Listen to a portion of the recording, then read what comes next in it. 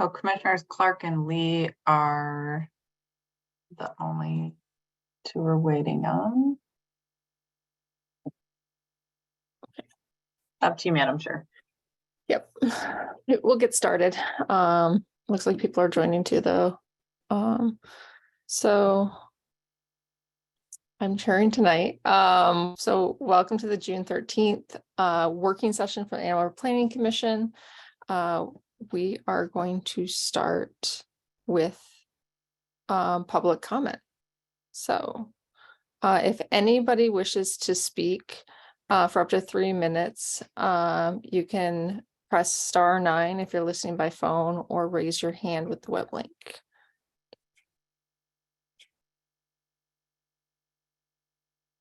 Do we have anybody? I don't see any hands yet. I'll give it just a moment.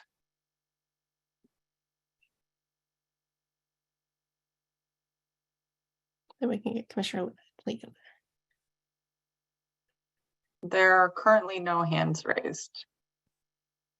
Okay, we're going to close public comment. There are communications that are at the end of the agenda too. But with that, we can move on to the first agenda item of the PUD for Jewish Community Center at 2935 Birch Hollow. Hello, give Hank and I a second to promote our panelists. I will give a super brief introduction. All right, in an unspoken communication, Hank is promoting, I think, and I will give this quick introduction. Tonight is a pre-petition conference, which is a required step in applying for and receiving approval for a new PUD zoning district or an amendment to an existing PUD zoning district. In this case, the Jewish Community Center, it is an existing PUD, but it has no adopted supplemental regulations. It's sort of the older style. The PUD was originally approved in 1986, and it did have an amendment in 1997, but still did not have adopted supplemental regulations. The community center is requesting to establish the supplemental regulations that would better establish and slightly expand the permitted uses, and also establish some area height and placement regulations so that they can do an immediate small addition and then contemplate long-term future additions to the property. I believe their team is led by Seth Panchansky of Daniels and Zerback, and they also have a few others on their team. I have included in the working session packet a little cover memo from staff, as well as a preliminary supplemental regulations. It does not contain all the parts to it, but it does contain the development standards, also their preliminary site plan, and just for reference, the existing PUD ordinance. Mr. Panchansky, if you want to provide any additional background or explanation or introduce the project, I believe that the normal procedures is about a 5-minute presentation. Do I have that right? When you can provide any additional details that you like. I will just conclude by saying that in this step of the process, the pre-petition conference, applicants present their proposed conceptual plan, development program, so forth, and the Planning Commission may offer their comments regarding the appropriateness of the land uses, the proposal's conformance to adopted plans, and the beneficial effects to be achieved. Thank you. Sure, thank you, Alexis. I appreciate your introduction.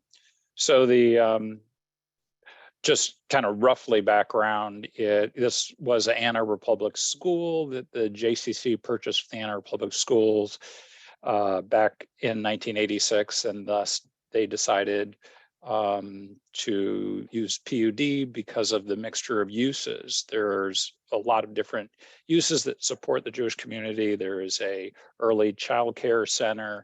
There's a Hebrew day school, which is K through 5. And then it also houses office space for various Jewish organizations, and it's just some kind of community space, various meeting rooms. The original gymnasium is used, from the school, elementary school. When the school sold the piece of property, I think at that time they owned the park, or at some point the park was a separate parcel. And so one thing that's weird that you'll see is that there's only a 2-foot setback between the building and the park parcel, which is something that we still live with today. In 1997, when the amendment it was a pretty substantial addition to the building. I think at that point, roughly 13 to 14,000 square feet, if I remember, and bringing the total square footage up to about 43,000 square feet. This is, as Alexis mentioned, a very small addition. Basically, the Hebrew Day School got a big matching grant. We had been trying to design a memorial library for the Hebrew Day School since 2016, in memory of a student there who had been struck down in a car accident. And they finally got some matching grant to facilitate this small addition, and it's a renovation of an existing classroom. So there's a little, the existing library is about 800 square feet, and due to this about roughly 600 square foot addition, it'll allow us to double the size of the library, and create that library as more of a resource for the rest of the community, not just for the Hebrew Day School. At the same time, we were looking at adding a very small kind of unheated shed, basically small storage building of about 600 square feet, to free up some storage space in the building. And these are two kind of separate, but that we thought just made sense to take care of at the same time from a construction standpoint. So then in kind of back when the addition was done in 1997, a very expansive study was done as to see what did the community want in terms of new facilities, and even health.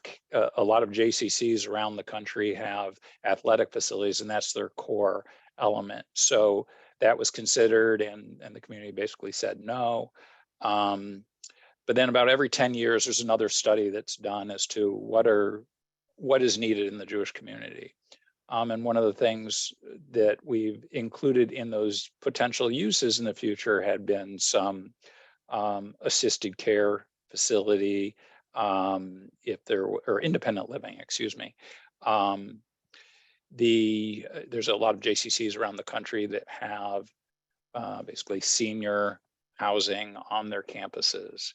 And this is not a very large campus, but so any future expansion would probably be more of a vertical expansion, thus the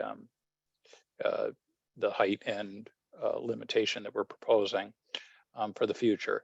But that would all be there's a lot of kind of strategic planning that happens every decade or so.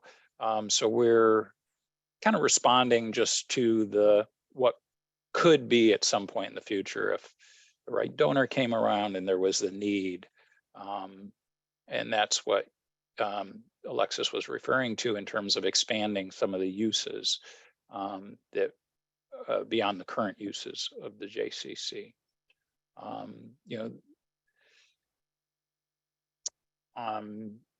The other thing that's kind of unique about the site is that there's about a 2/3 acre woods on the northwest corner of the site that kind of creates a nice screen between some of the houses and the building. And would, at some point in the future would probably, create a screen for if we did go vertical with any addition in the future, would, you know, maintain that screen. We're in the process of replacing the original 1968 boiler in the school and turning the whole building over to geothermal. That's actually become a little more reality with the Inflation Reduction Act that's allowing some you know, federal payments for things like geothermal. And so there's kind of an impetus for more sustainable expansion of the building, renovation of the building at points in the future. Have I burned my 5 minutes yet? Yep, you're just there. All right. So Hopefully we that- can circle back around and allow questions and things, and allow you to respond. Do you have a brief thing to add before we jump into additional questions? Go ahead. Is that it? I just wanted to say thank you. My name is Will Keller. I'm the Okay. head of school at the Hebrew Day School. This small addition will allow us to drastically change the function in our school and really allow us to serve our students and our families better. So thank you for your consideration and making this possible for us. Great. Thanks for being here tonight. So does anybody from the commission want to start with questions to the petition?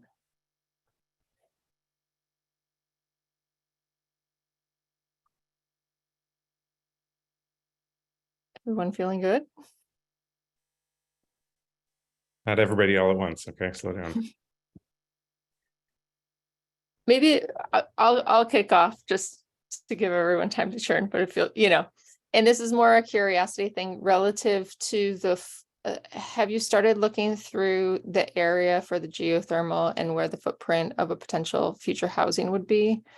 To me, at least looking at the site plan originally, it seems like the shed might be lost in the future iteration. It would, yeah, definitely. The shed is a temporary solution for some storage, and the kind of conceptual studies that have been done in the past are expansion, basically where the shed is. At that point, all the stormwater detention would go underground, under the parking. We would hope to actually elevate the addition and put parking under the addition. And then just depending on part of the concept, one of the things that has been talked about in the future is a theater, a performance space that a lot of JCCs have. So that, you know, creates, of course, a larger volume, but probably more,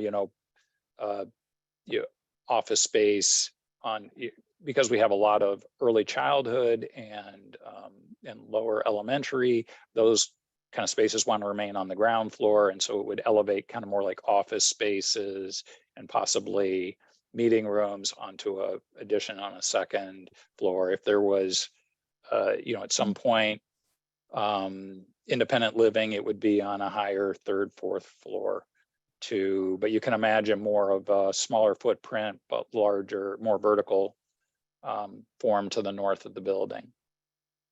And then you have 2 curb cuts right now.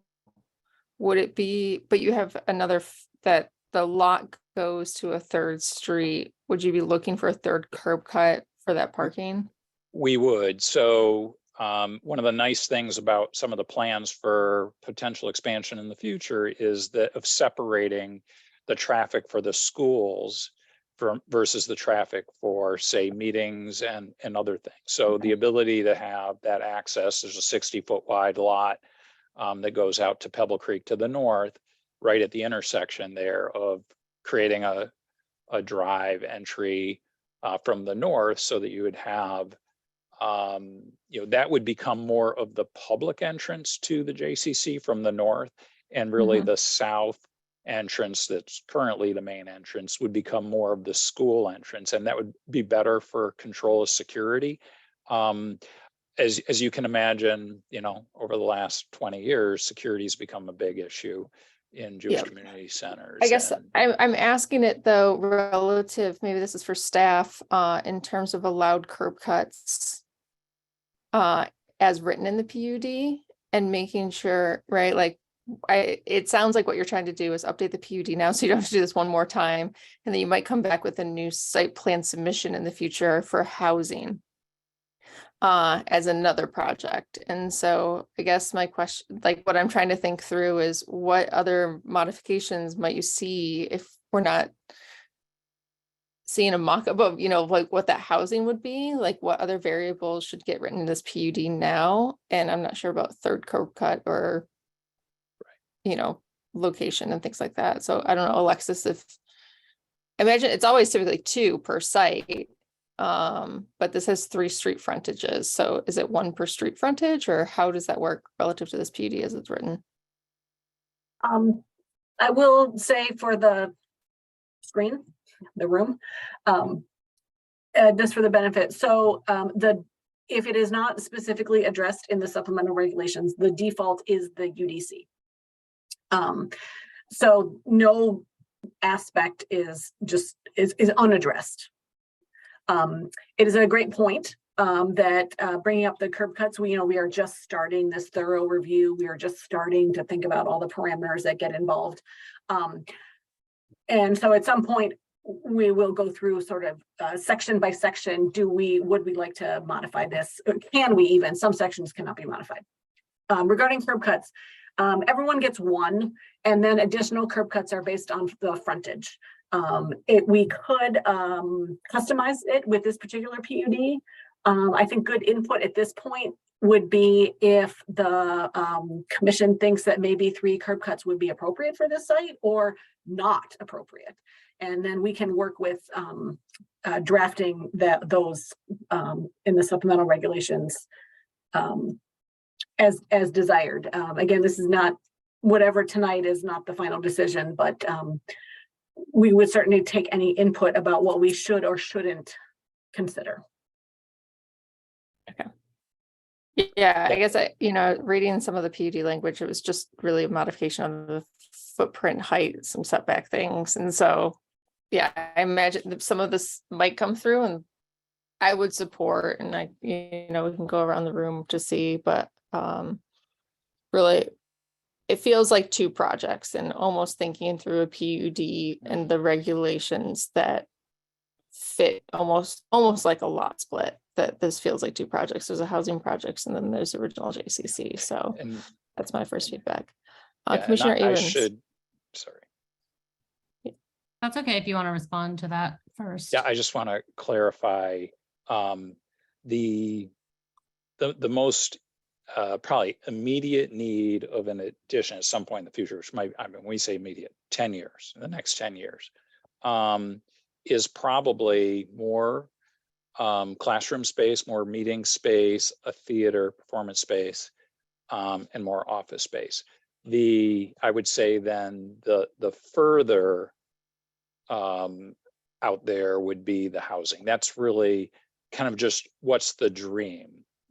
So I would say that if we were coming back with another site plan in the next 10 years, it's probably it may not contain housing, but it will contain and consider, keeping our options open for that adding that housing component in the future.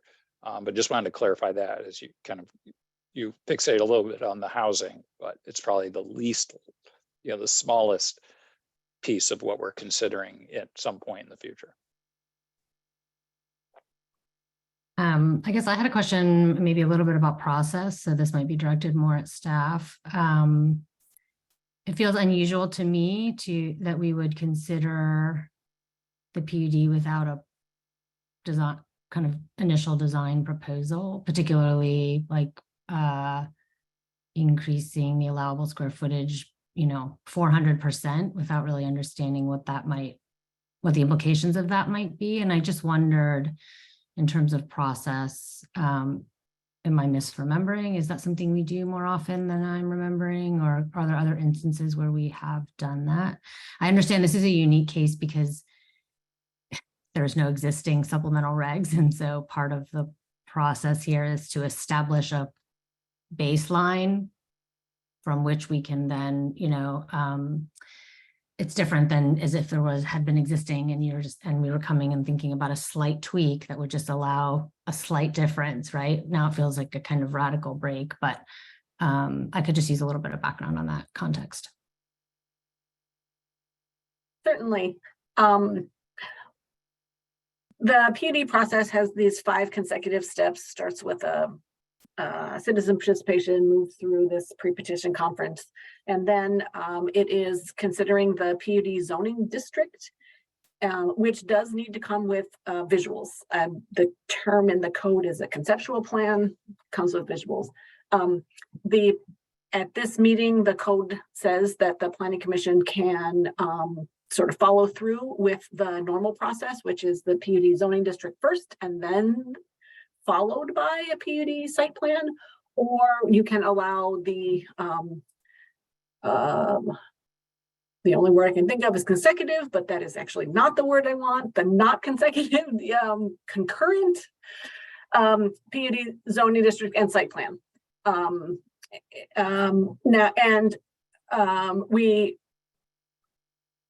We are working with the assumption that we will be submitting a PUD zoning district and a PUD site plan. I think what I'm hearing is that a useful bit of information for the Planning Commission would be the site plan package includes conceptual drawings of what a fully realized development might look like.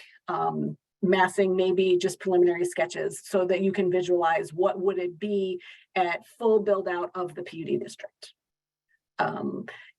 But in terms of process, you can direct the applicant to only focus on the PUD zoning district and do the conceptual plans for all phases or all iterations of that.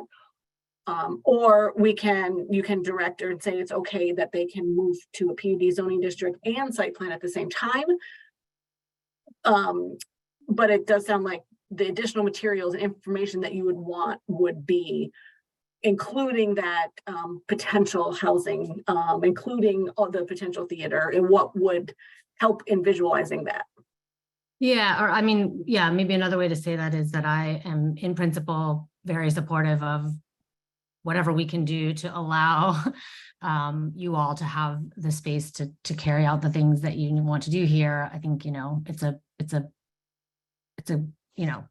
a beneficial institution to the community. I have no issues around that. I think more for me, I'm wondering, so there's this 80% FAR right in there that allows essentially four times the current square footage. I feel that I have no way of knowing whether that's the appropriate FAR currently, given the context, given your programmatic needs weighed against the interests of somebody who lives in the neighborhood or a park user, and whether it should be 70 or 85 so I'm trying to figure out kind of some of those numbers which feel currently to me arbitrary, like how to ground that in more information. And so I guess I'm also aware of the fact that we, because it's a rezoning where we make a recommendation to City Council. So then there's also a question about whether at that stage in the game, is there going to be a desire to see more material and maybe just helping prepare you all to make sure you have what you need to kind of get all the way through this process at an early stage, as opposed to getting later on and realizing that there's something that's impeding somebody's ability to support it. So I can understand you're talking about a 10-year, maybe we'll come back in 10 years with a design for the theater. So I don't expect that to be something we can see in the summer of 2023. So maybe I'm just open to having a conversation this evening or between now and the next time you all come back, you can have it with staff about like, what are those tangible things that would allow us to better envision what you're proposing in terms of density and area height and placement. So we know kind of what it is we are approving. Thanks. I respond a little bit in that it's a difficult thing to do because, just in the conversations with Alexis, Alexis actually opened our minds to, we really be needed looking, 20 years down the road as to, to not have to come back through this, process again. So we've really been looking at it like we're writing our custom zoning for this particular site. The reality is the only, massing that we've looked at even in the last 10 years has been, a 30 or 35,000 square foot addition to the building, basically, within that FAR of 20%, not 80%. I'm sorry, we're at 20% now, it would be roughly 40%. So, thinking about, pushing 43,000 to 75, 80,000 square feet, not, 180,000 square feet. So we just kind of take our current massing and go, well, if we had, or that proposed current massing and going, well, okay, if we had 2 more floors of some housing on top of that, what would that look like? I kind of fear that would bog us down. And maybe the appropriate step is just an incremental one of saying, okay, it's for at least the initial reality, a doubling the FAR should get us easily 10 years of dreaming. And, if we have to come back after that, to redo this process, then maybe that's a better solution, because we just don't have the resources right now, to be massing up hypothetical things in the future. This is a $500,000 project that we're going to be spending a lot of money on the site plan approval process. So I would be very responsive to if you thought, just choose 40% FAR, it's going to go a lot smoother, take a small chunk at the apple or bite of the apple. That's, I think, what we would do to just avoid creating more complexity.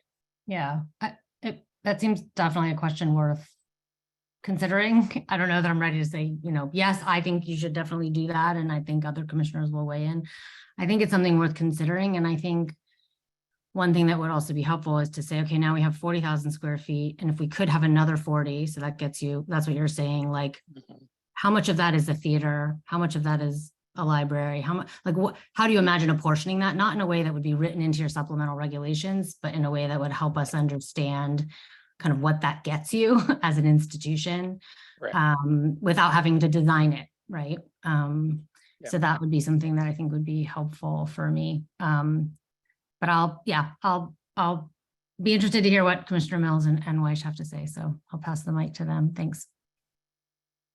Go ahead, Commissioner Mills. Great. And this is a nice follow on to that.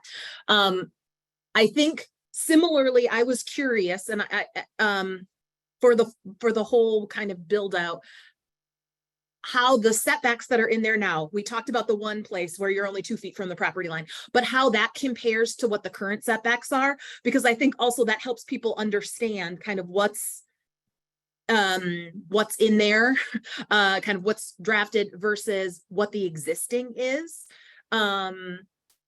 And so this is not necessarily for your team, but more maybe for the staff in thinking about that. And similarly, if right now you all got, 100 feet from a property line and you're saying 30 from everything, I feel like having some additional information about what that does look like will help. So how much more drastic it varies from current to kind of long-term plan, your 20-year plan. I think I would want to see kind of more of your conceptual plan drafted down on paper. And it's not all that different than the conversation that we just had about FAR, right? Like a doubling versus a quadrupling. I think that's quite different. So one of the things that I noted though, or that stood out to me in reading through the proposed supplemental regs, and particularly given this conversation that we're having about the near-term needs that are coming are really about the expansion of the educational component rather than the housing component. are associated with, first of all, the waiving of any EV charging infrastructure. And I'm curious, either from staff or from you folks, how that came to be or why. That's just, yeah, I'm curious about that provision included in here to say no EV charging is required at all here, regardless of how much parking there is.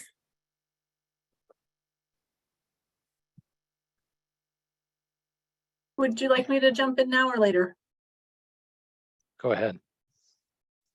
I think that, so the preliminary supplemental regulations are very preliminary. I think that the way it's written, I think there was a slight misunderstanding. This is part of the process. We'll work this out.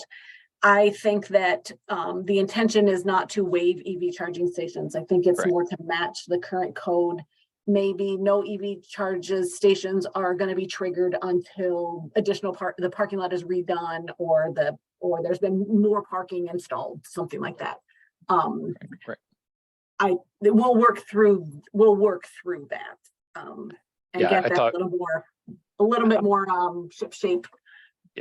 Yeah, I thought we actually had some language that was going to be a percentage for the new parking, and we might have just overlooked that in our, because I think Alexis and I agreed to that, and then we just might not have gotten that into the text. So we'll go back and look at that. Okay. And similarly, I'm really excited about your contemplating geothermal, particularly if this is to quadruple the floor area, or, you know, I think having the use of that floor area, like thinking about whether there, how that floor area is used, I think will determine whether I see that as a net benefit. I think the idea of affordable senior housing is amazing. If that's not something that is in the 10-year plan, that there would be a potentially a doubling of floor area and for the educational purposes, but not necessarily for a housing purpose. I'm not sure. I'm not saying no, but I'm understanding to Commissioner Abrams' point, kind of how much floor area you're expecting for each of the functions would be really useful to me to understand that, because I potentially see that slightly differently in terms of the public benefits that are provided by this use, or by that are required in the supplemental regs, depending on use. And that is linked to a related thing, which is, I don't know if we have a definition of senior affordable housing. That's maybe more for staff, but that's mentioned as a use, and I was just curious about how if that's defined somewhere else in code. That's all I have for right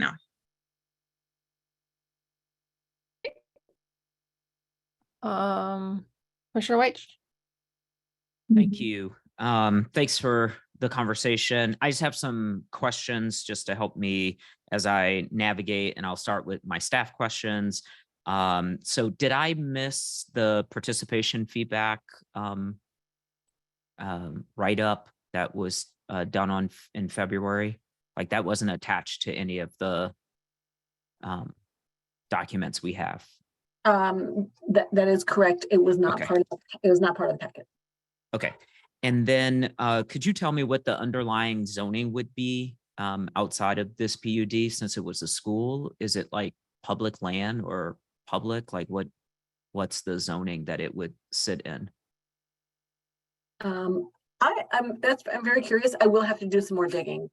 Okay. This was my guess, and we'll find out when this comes back around I'll make sure it's in the staff report. My guess, it would be some version. It would either be PL, public land, or it would be the same as the residential district. I'm not sure in the 60s what the habit was for zoning. So that was 67 is when they took possession. The school was opened in 1967. Okay. I'm gonna guess again. It was like 80 or something. Yeah, but I'm gonna guess that it was farmland up until the early 60s, and then it was probably developed by a single developer. Single family homes, a parcel was dedicated.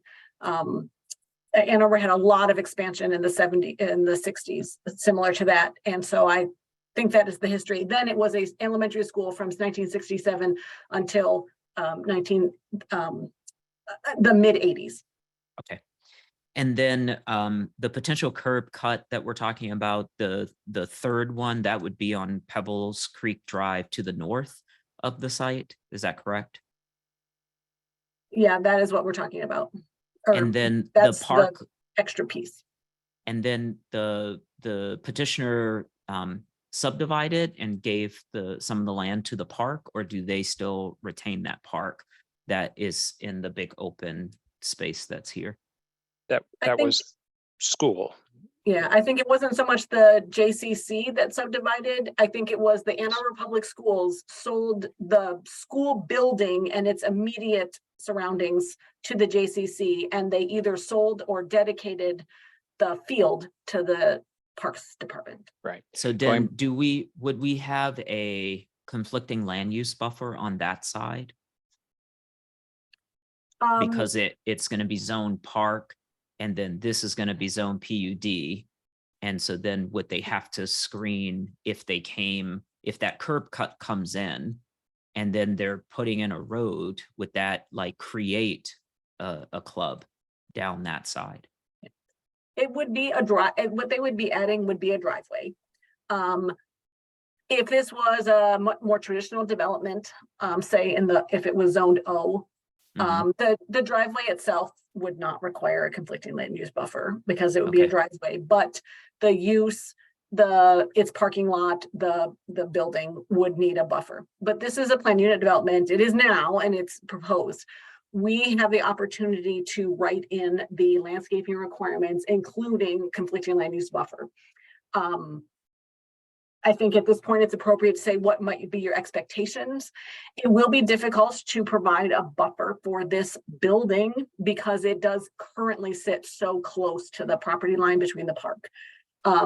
Buffers could be provided, and there sort of are buffers north and south of the building, buffering some of the yard and buffering the parking lot from the park, but it will be difficult to fully buffer. And so we'll have to customize it in some way, shape, or form. Yeah, I would, that's just something I would flag, especially if the curb cut does come in and it creates a drive and we imagine some housing that sits outside of the current building footprint. So you have that park there, and then there'd be no sort of screening to that drive. And so I think I was just asking to try to understand what the case would be in this environment. So kids are playing, cars are driving.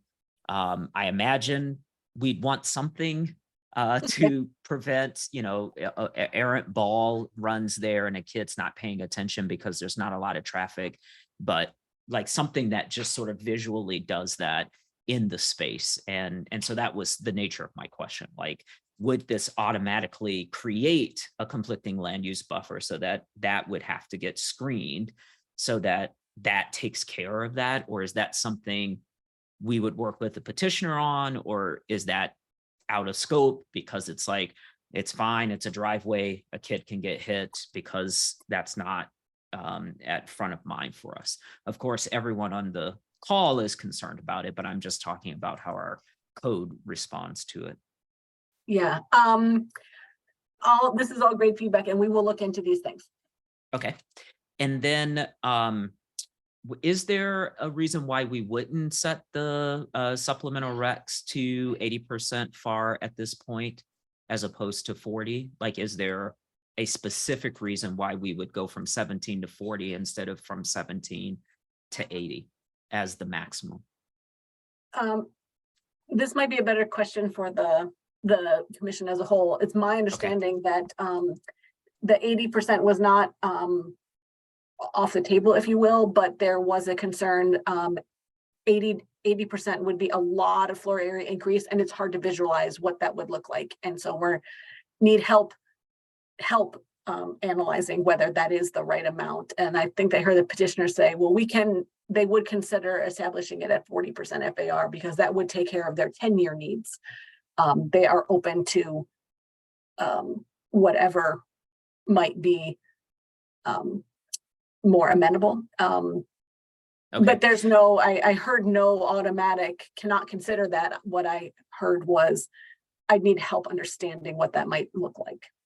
Okay, so then that leads me into my last question, which is I noted that this PUD didn't have, unless I misread it, a required affordable housing contribution or either requirement, because it's in your supplemental recs under G, it says it's to allow for, but I thought all PUDs had to contribute to the affordable housing at the underlying zoning. But is that only if they exceed the housing of the underlying zoning? And since they're not doing housing, that doesn't come into play. I just want to clarify that. Yeah, the planning, the language, I think could be clearer, but the how we operate in the planning department in applying and interpreting the PUD section is when you are proposing residential uses, first we will take it that you can increase the FAR. We will let you increase the density to meet the master plan, whatever the master plan recommendation is. That doesn't trigger the affordable housing requirements. But then if you are having a PUD that has residential uses and you are going to exceed the master plan recommendation, then we would like a portion of that. Then we would like some of that excess availability to be dedicated as affordable housing. Here I've not done, it's an existing PUD. I'm not certain if the underlying zoning from back when would shed more light on this. It is a good question though, in terms of what are the expectations of the planning commission? And maybe a good discussion would be at what point might affordable housing actual requirements kick in? They're currently at around, let's call it 20% FAR for discussion purposes. I think they'd like to go to 40% FAR to meet their immediate needs, and they are looking very long-term because the zoning runs with the land for 80%. What are the planning commission's thoughts on it? Is that now exceeding the master plan recommendation? I think the master plan calls for this to be a community center. Any input, this is the appropriate time to discuss expectations.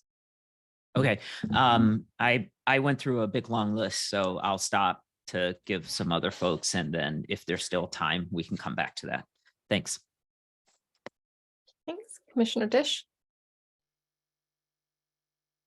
Thank you. I was just trying to follow up on a couple of the things that Commissioner Mills raised, because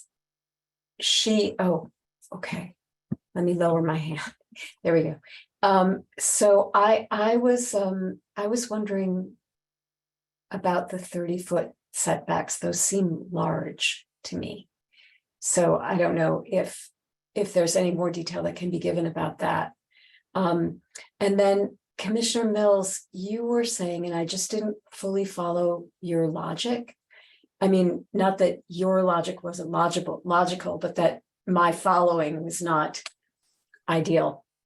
So you were saying, you wanted to say that the geothermal element of this project, it sounded like you were trying to say that it would be more important to you to be there as a benefit if the affordable component were not there? Or could you just clarify, because you were saying if you were simply doubling the FAR for the educational purposes, but not yet providing the affordable senior housing, this would somehow affect your disposition towards the geothermal part. And so, yeah. Thank you for letting me clarify on vacation brain. So I think the geothermal is super exciting, and honestly, for a component that is non-residential, like I would not just want them to explore it, but I would love that to be what a benefit that is associated with this. Right now, the language is very mushy in there. It doesn't tie them to saying that they need to do geothermal. And I'm, again, not coming down one side or the other yet because we're not seeing details, but my assessment of that, particularly if this is to expand just the educational component, like I would like to tie that I like that as the sustainability public benefit associated with that. And so I think I would feel differently if it were offering other public benefits, including the affordable housing, like affordable senior housing, which I would feel less strongly about that, to be honest, I think. So is that clearer, Commissioner Dish? It's actually what I thought you were saying, and you Okay. did just say it very clearly. So thank you. Thank you. And if anyone has any, I mean, it may not be interesting to talk about the 30-foot setbacks, but they just seemed large to me, or perhaps I'm missing something. We can Commissioner follow Lee? up with those setbacks. I Go ahead. think that putting them on the site plan might help. I think in some spaces, the 30-foot setback, that's where some of the natural features in the woodland area are. And that is a sort of a belt and suspenders approach to preserving the woodland area.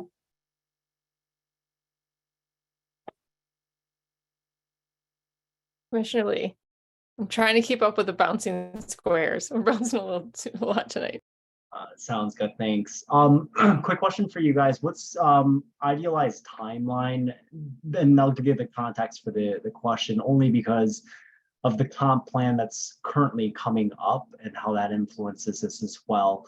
And Alexis, actually, it would be great to know, because I'm looking at the land use plan from 2009. It does prescribe this. I'm looking at the future land use, and it says single family residential detached. And so I'm having trouble finding on the 2009 land use plan where it says it's supposed to be a community center. I think the highest and best use I'm just looking at the land use plan for what pricing of it and when that might be updated. And so that's why I was asking the petitioner, what's your timing like and how might it coincide potentially with this? And that might be a challenge, or it might be something that's of your advantage. So just wanted to ask, and I know Mr. Pachansky, your camera's been doing something kind of interesting. I see you. Right. So totally fine. Yeah, I'm sorry about that. My camera's never done this to me before, and I keep trying to change my USB port, and it still does the same thing. So I'll replace it before the next meeting. But so just to clarify, the geothermal is kind of independent of this project. It's already in the process. We've done a study. We have to replace our 1968 boiler, and it's a $2 million project, so it's not small. It's going to require some donors, and everything on this site requires donors. There's no it's a nonprofit. So at some point, if the community, being the Jewish community, there's an interest in some senior housing, that's when that'll become a reality. Donors that have expressed any interest right now, it's all been about education, sustainability, the arts. So that's kind of where, when I say the next 10 years, where that's probably leading. But the reality is that this geothermal will be designed and implemented probably in the next 2 years and we'll take into account what are we going to do with stormwater in the future? Where are potential additions in the future? We've done some, the biggest geothermal projects we've done have been public libraries, and we have put some geothermal under parking, underneath even building additions. So we have a lot of experience with that. The timing of this immediate project is the grant grantee for this matching grant for the library project, the schedule we've kind of given them is that we'll be breaking ground, at least doing some demolition, maybe a separate demolition permit before we get site plan approval.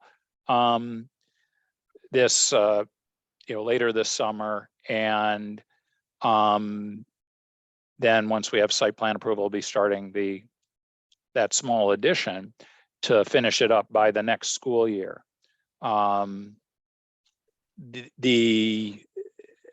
Everything else beyond that is based on just when and if a donor ever materializes for funding some of those future needs. Gotcha. That's helpful. Just trying to assess the appropriateness relative to the scope. I actually think the JCC is a great organization that does help kind of its surrounding areas, but the PUD will run with the land, right? So the way that I think about the 30-foot setbacks and then kind of the FAR requirements are going to be, what if you max it out? I mean, not that there's going to be a donor who pays to demolish the whole thing and reconstruct it. What does that maximum footprint kind of look like, and what is the possible permissibility? What does that mass look like? And so I think that's where Commissioner Abrams' question about what does that mass kind of, could it look like? I suppose right. That hypothetical is what I'm trying to envision. I mean, I guess I could go into SketchUp real quick and try to see if I can approximate something, but it is tough to better understand the appropriateness of the FAR requirement. And I understand that there's got to be flexibility denoted, and I think that's also important, especially for an organization like the JCC. So yeah, even again, preliminary massing for what could be done to, if you maxed it out relative to the current standards, I think might help. It's like, and make it blocky and funky. But just trying to understand what is possible under what we're promoting. So I guess my recommendation and kind of feedback as you guys go through the process would be to try and see if it's possible to align. It doesn't seem like you guys are going to be done or moving forward with this before the comp plan, because that'll be another 18 months, Mr. Leo, something like that, 24 months. So probably happening before that. Again, I gotta rescour the 2009 land use plan because I do see it prescribed as single family, which doesn't make much sense to me other than its surrounding areas. But that kind of feedback, as well as just kind of look at it from the standpoint of the PUD will help to prescribe what is permissible from a building mass, not just what is existing, but what is in the future. So that's kind of what we have to consider as we move forward. So just those are the words of advice. Overall, I think great organization. I also see the need for flexibility as they kind of traverse through this. So, but that's my 2 cents. Hopefully that helps. Thanks. Commissioner Hammerschmidt. I'll be quick. First of all, it's great to hear that you're looking at geothermal independent of this. That's awesome. Thank you. I just want to make sure that I am understanding correctly based on what I read in the discussion here tonight. There is an existing PUD. Yes, it's just very old and there's no supplemental regulations. And they want to do this work. And so we need to update it. And I had the same question about the affordable housing piece as Commissioner White had, but it sounds like because there's not a housing component right now, that piece is sort of mushy. Okay. To answer your first question briefly, it is zoned PUD, and the permitted uses, these supplemental regulations, if you will, is 1 sentence, and it is for use as a 16,000 square foot community center, 3,000 square foot nursery school, and so forth. Okay, so you literally can't do anything else. Right. Yeah. So it does have regulations, but they are 1 sentence and super narrow. They were basically locking down what was proposed at the time. So older PUDs are fairly inflexible. We are upgrading and also build in that flexibility, make them operate more like a zoning district rather than just like an approved site plan. Okay. Is this technically then considered a rezoning? It's like a new PUD? Yes, well, yes, because the code flat out says when amending a PUD, you use the same exact process as establishing a brand new one. Okay. Okay. Got it. Then I think my feedback kind of follows along to what Commissioner Abrams and Commissioner Lee were saying, where it would be really helpful to be able to see. I'm comfortable with the, you know, the library edition and all of those things, but like what would that FAR be as opposed to like what an FAR of 80 looks like with this like hypothetical build out of a residential component. So I think it would just be helpful to sort of see that laid out, blocky, whatever, just to so we can see it in the context. Okay. Don't hire an architect, but just, or don't, you know, that's what do, but just what does that look like on the site? We can do that pretty easily. Cool. It's just, I'm not sure you're gonna like it. I'm It not doesn't sure have I'd to be like it. pretty. It'll just, Well, I, you know, if I was in your position, I would be concerned. The JCC sells this property to a developer and what do you get, you know? So yeah, I mean, it sounds awesome. I think it's just like like within the context and like, what does 80 FAR look like? And you get it. So really appreciate this. Is there anyone else who wants to comment before we close this agenda item? Commissioner Lee? Yeah, I'll make it really quick.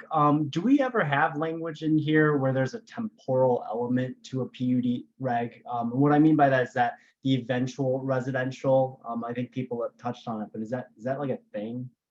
Or should it just say residential? Like it's either one or the other, right? The temporal element is not so much a thing, but what is a thing could be components of it, or residential could be accessory to a different use, meaning the timing is a little bit removed, but you have to have one in order to have the other being accessory. So there are some elements that address phasing, timing, conjoinedness, and so forth. If one thing that I heard, and I will be exploring with the applicants, is you know, maybe the FAR gets broken up, and I haven't thought this through, but maybe it's 40% FAR for non-residential uses, and then so much, and then another thing for residential uses. So there's things, but there's not like a residential in 10 years. There's not years, but there's some proportionality that could be introduced. Gotcha. Thank you.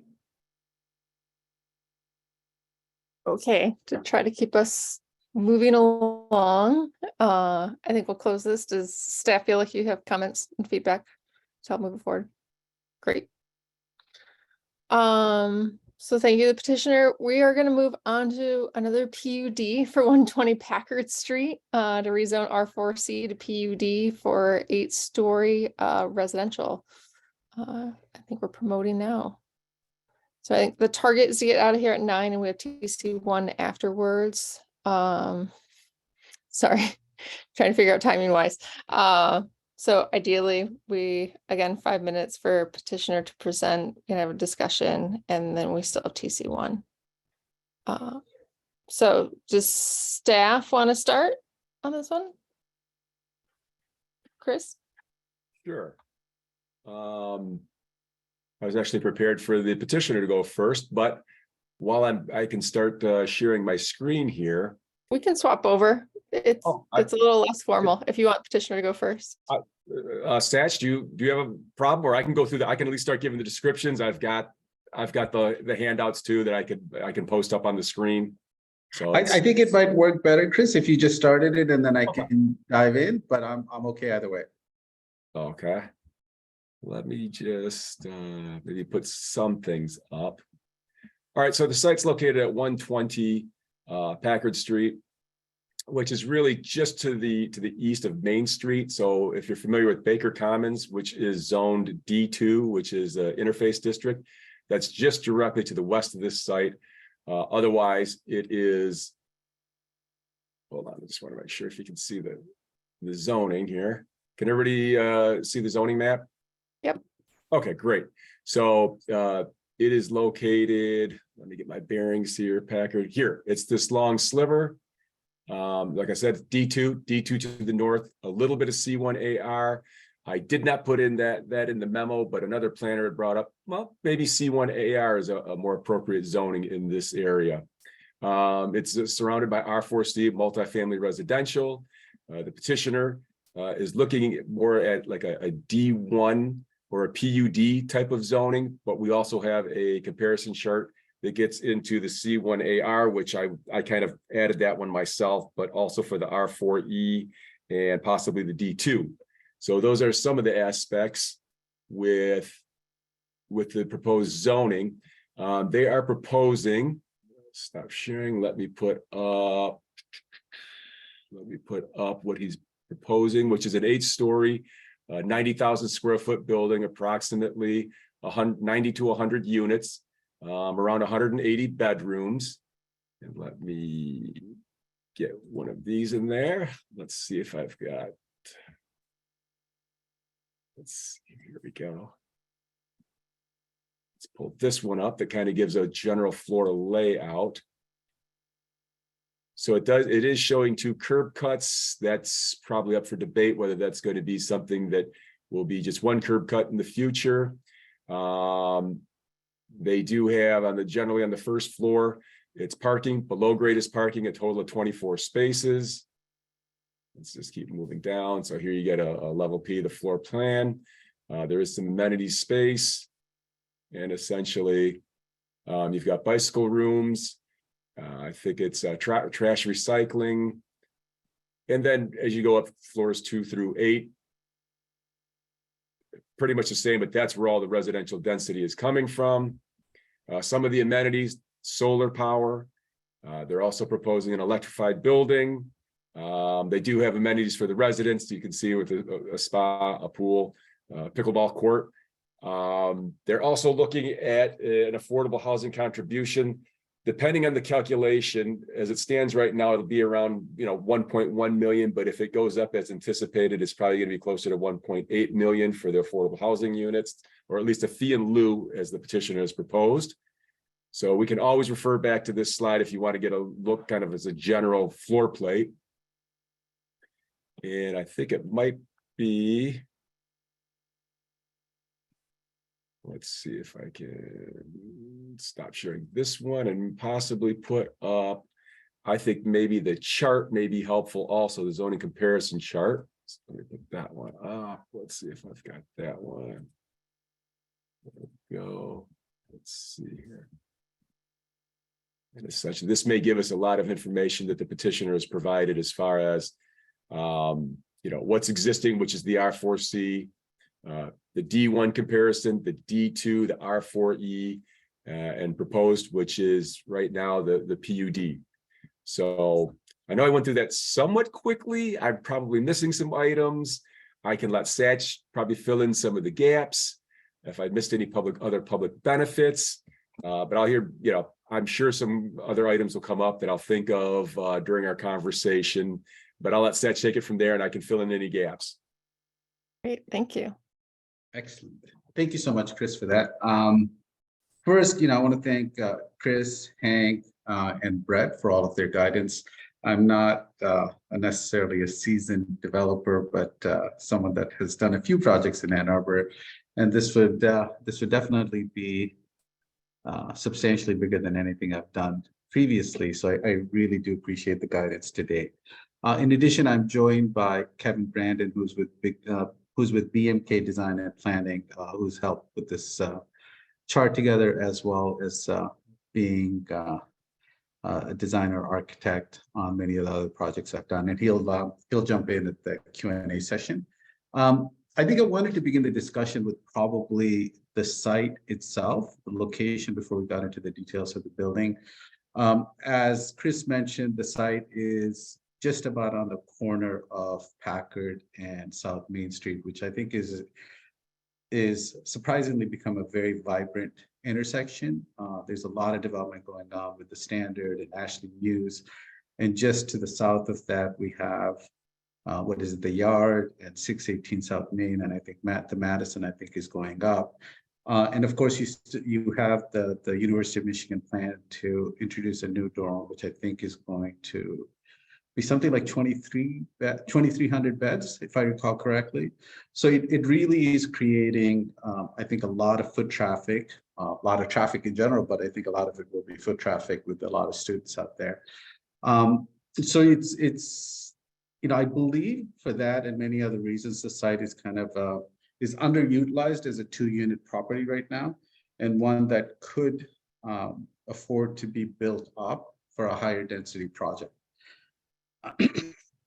And the other nice thing about that property is that, it's very close to the Blake Transit Center. I think it's only 2 or 3 blocks away. It is, at least by my reckoning, it's about equidistant from the South Main Street downtown area, the Liberty Street, as well as some of the colleges, the School of Public Policy, and probably the law school are probably the closest campuses. So there's it really is a nice walking area. I think I looked up the walk score on walkscore.com for some of you that may be familiar with that site. It has a surprisingly high rating, higher than what I would have expected at 98. It also has, in addition to the walk score of 98, it has a very nice transit and a bike score. So it really is a walkable site.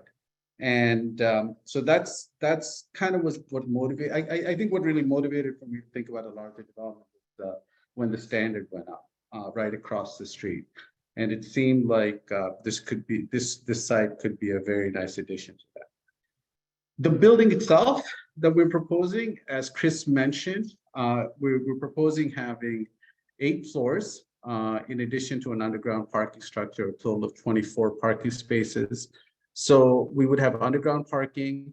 One of the nice things that at least I believe is nice is to have the bike rack right at grade level on the first floor, in addition to parking and additional space. So there's no rentable square footage on the first floor. And then above that, 2 through 8 would be residential spaces that I think, roughly speaking, I would expect 40 to 50% of them would be 1-bedroom or studios, with the remaining being a combination of 2 through 4-bedroom.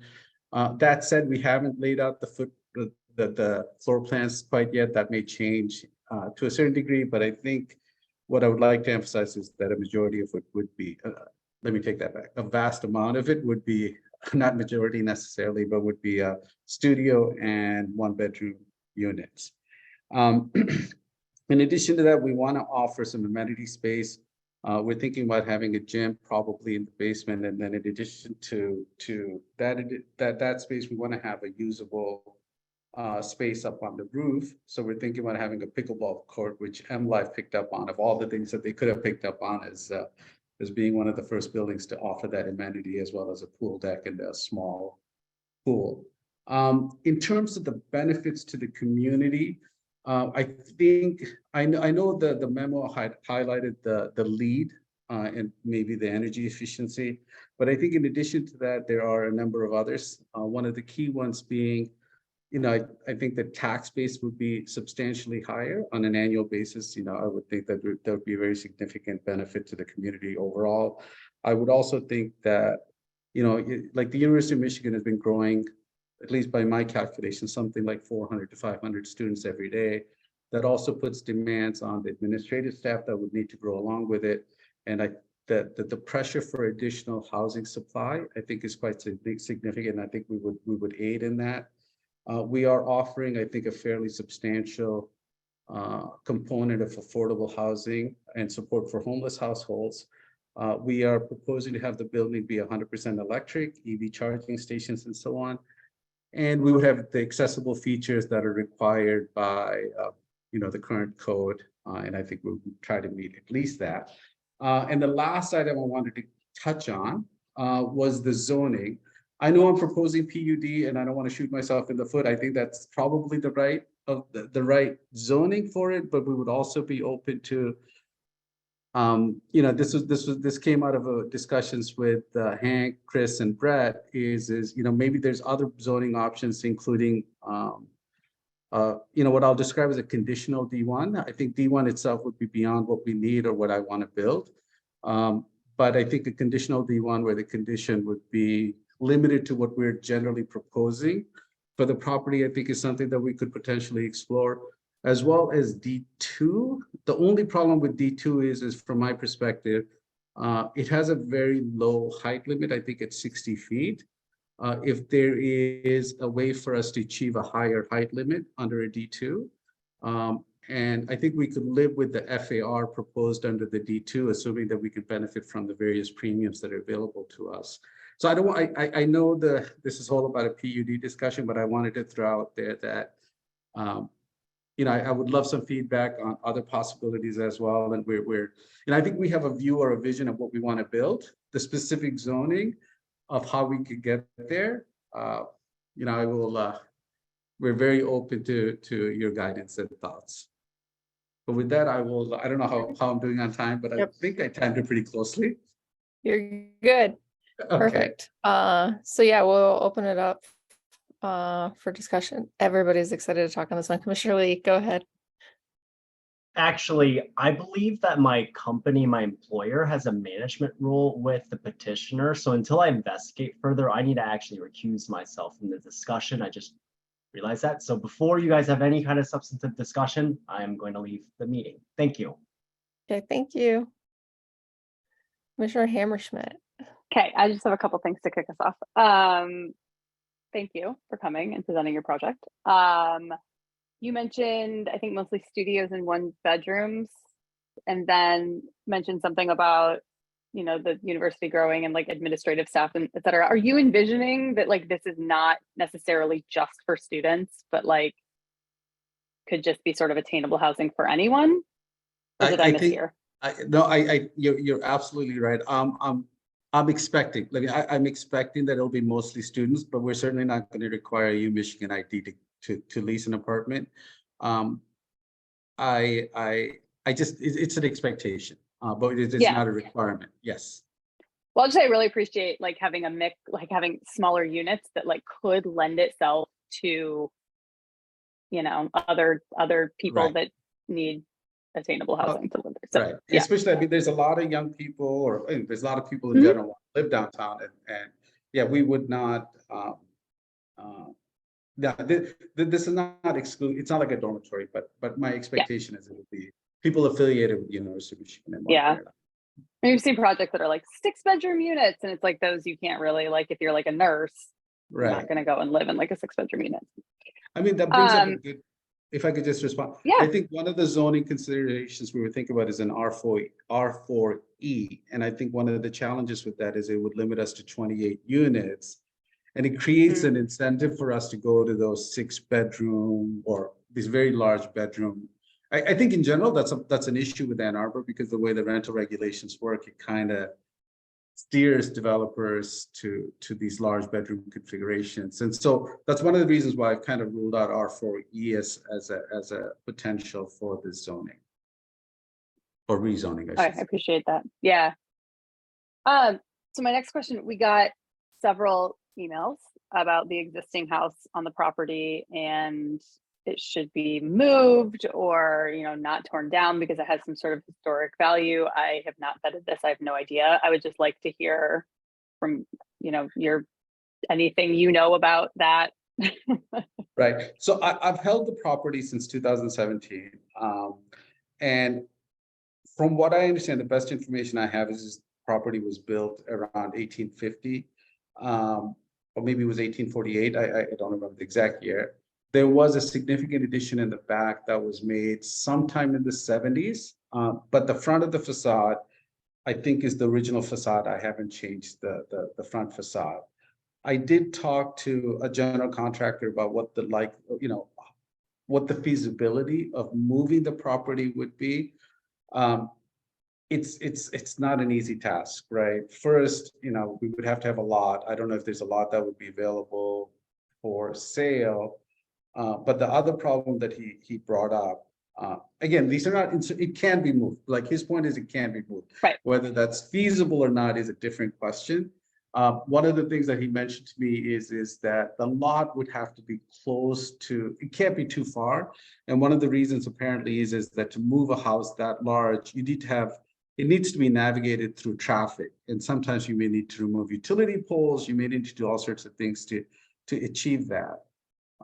So it's, it could be a couple of million. I'm going to just throw out a number, but don't hold me to it, please, because I really have, I didn't price it out. But I mean, between the combination of buying a lot near downtown or somewhere near downtown, moving it and dealing with all of the permitting and stuff, it's an endeavor that it's going to be prohibitive. I don't want to come in and say, but what I could and we could potentially explore, and if we could have, I mean, my whole expectation is that developing this is going to be a year, it's going to be a multi-month, 18-month process, right? I could try and see people who may be interested in having, there's a beautiful staircase in there, right? For example, I could see, or there's a beautiful, really beautiful front doors on the property. There's there's other things that are really nice, but the front doors and the staircase, I would love to salvage, right? It may not be as one historical piece, but there's elements of it that I could potentially offer to people who may be interested in taking.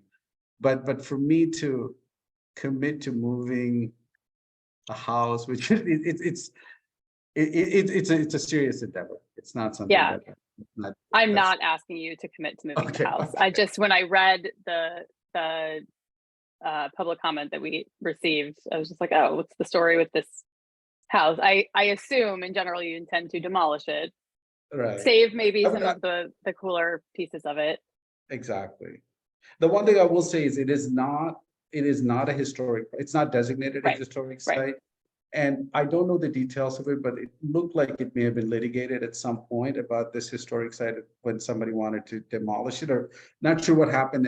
And I don't think even at that time, I don't think it was marked as, this was considered, right? And I don't think it was marked as a historic site. So I think there's things we could do to help, but it wouldn't be. To just keep it kind of on time, I think we should make sure that we're talking about topics relative to feedback for PUD. Okay. Sorry, I know we got like all of those letters. I will stop and let Commissioner Dish go. Go ahead, Commissioner Dish. I wasn't sure who I should wait to be recognized by. So Commissioner Hammerschmidt, thank you for bringing up those things, because those are good to talk about. I did want help from staff, the commission, and the petitioner in thinking about the different options for zoning. And I am really glad that you've already made the point that whereas R4E would be possible, the issue is that because it limits the bedrooms per, the units per acre, it drives you towards the standard student configuration, which, so and there's also something about the lot width minimum that I don't think you meet the lot width minimum for R4E, so I wasn't sure how we could really do that. I guess, I don't know if there's an exemption, but I don't think that personally, I don't think that's worth considering, but if others see benefits to it that I am missing, I would be very happy to be persuaded out of that. So I also noticed that D2 would mean that you'd have 24,000 fewer square feet, even if you maxed out on the public benefits. So I'm not sure if you think you can live with that. But for me, the bigger issue there is that for both D1 and D2, you can do a payment in lieu for only 50% of the housing. And so half of the affordable housing would have to be provided on site.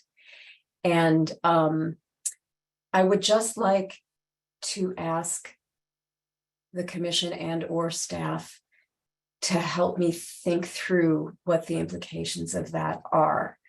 My understanding is that it will mean that affordable, there can be affordable housing. You can achieve it through size, which reduces price. But it probably won't serve the most vulnerable members of our community, but there might be benefits to serving different members of the community who, but I honestly, I can't even, I'm just stuck. So does anybody want to help me think about that? Or do you not want to talk about D1 and D2? I mean, feel free to tell me that PUD is better. Well, Commissioner Dish, I would just jump in, and you're absolutely right. The PUD is unique from the current premiums in D1, D2, in that it provides the affordability requirement, the corresponding affordability requirement to be completely satisfied with the fee in lieu, whereas the D1, D2 premiums do not. So what that means, I think, as you're alluding to, is that to go D1 and D2 and get to the maximum FAR, that is going to mean potentially a reduced contribution. I do want to note, though, that there is one distinction, that the D1 and D2 are regulated by FAR and square footage, and that does at times have an impact of increasing that, because it ends up capturing the totality of the floor area rather than a unit count. Think of hallways, think of amenities. And so that is a slight distinction in that. What that would mean is if those affordable units are provided on the site, that we get the benefit of an even further diverse housing typology, right within that same development. But I also want to recognize that it can be challenging for petitioners to certify incomes, make sure that they are working with our waiting list, because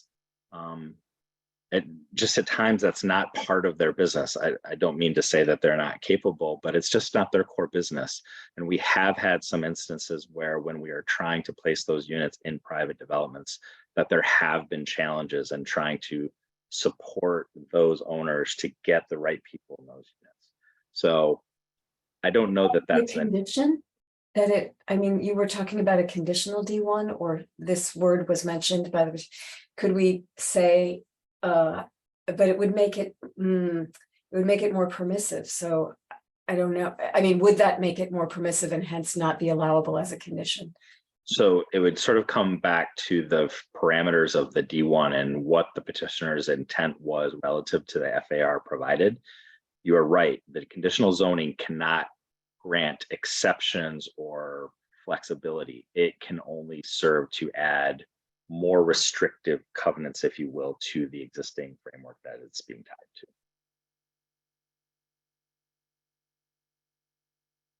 Commissioner White, add in. Go ahead. Oh, okay, thanks. One, thanks for envisioning this for our community, thinking about this site, the sort of the vision to bring 182 new beds into our environment. And I appreciate you sort of walking through the growth of the university and the lack of corresponding housing to meet the demand that's there. And we need about 10,000 units just to catch up. And so every little bit helps. I always ask in these kinds of conversations, why not bigger? I think you sort of answered that by saying this is sort of a new kind of project for you, and this is sort of outside your skill set. But if you did thought about this as being larger, that is to say more stories, and you decided not to go in that direction, if you could just take a moment, just a brief moment, and tell us like why this size and not something larger, because the PUD doesn't have the kind of height restriction. Right. So I'm gonna answer this, but I want to also bring in Kevin in a second to talk about type 3A construction that he's expert on. I just two components to this. I think one is money, right? The taller I go, the more expensive it is, and it's risk, right? The more I tie into this, things go wrong. I don't want to be looking for affordable housing. Two, next project. If this goes well, I will look for a bigger project. But Kevin, I think you had some specific reasons why it's 8 floors, right? So. Yeah, thanks, Sachin.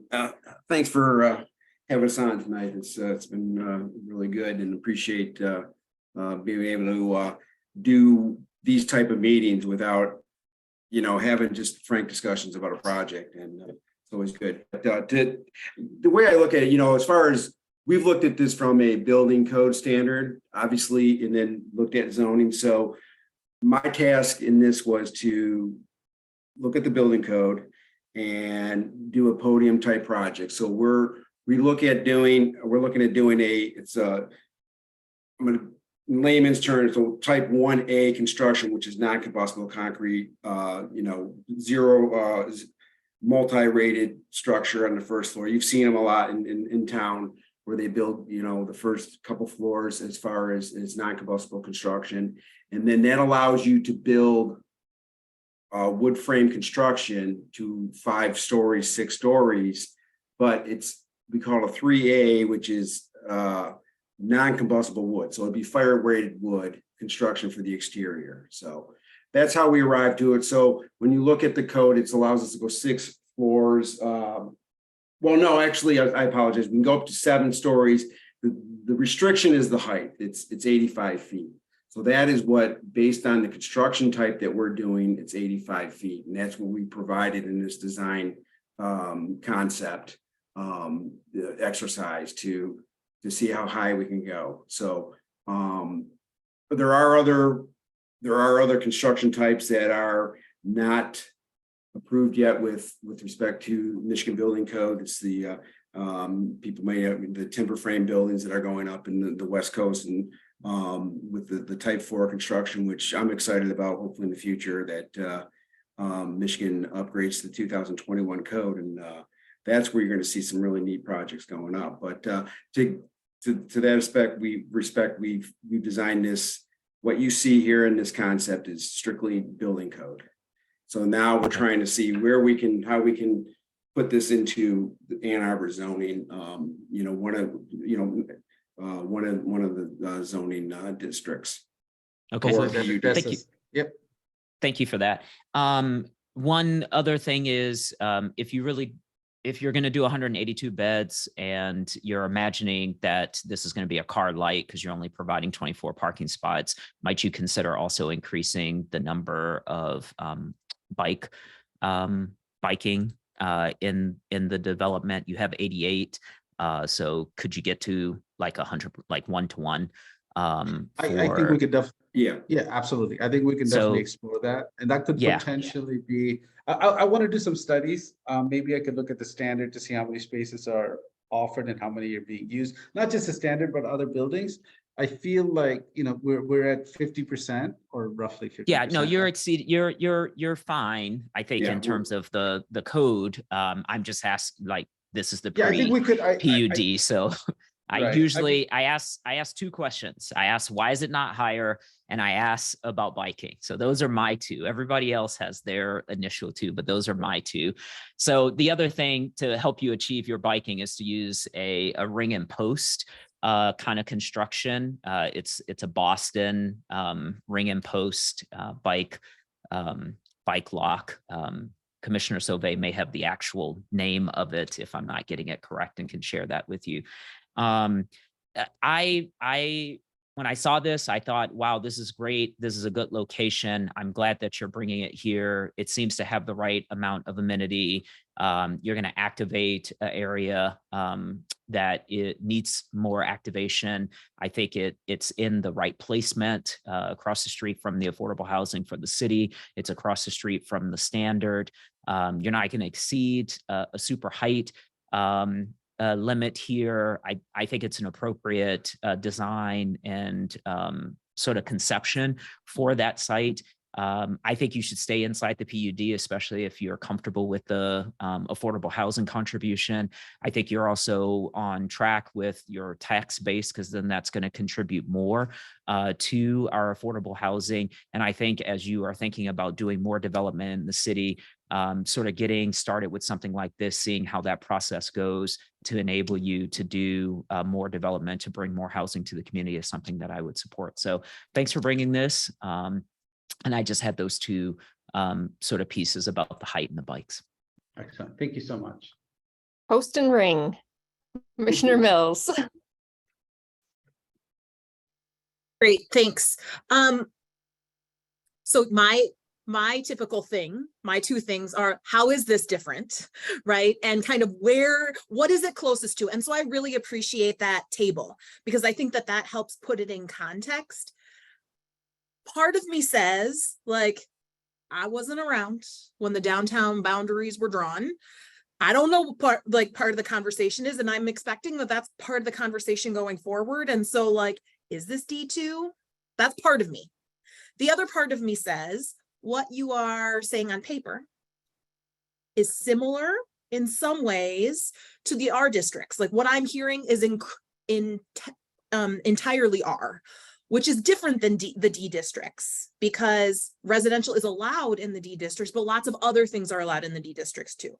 And so if what you're offering is something that's entirely residential, we don't have a classification for entirely residential that is of this density. And so I think that's something that is different.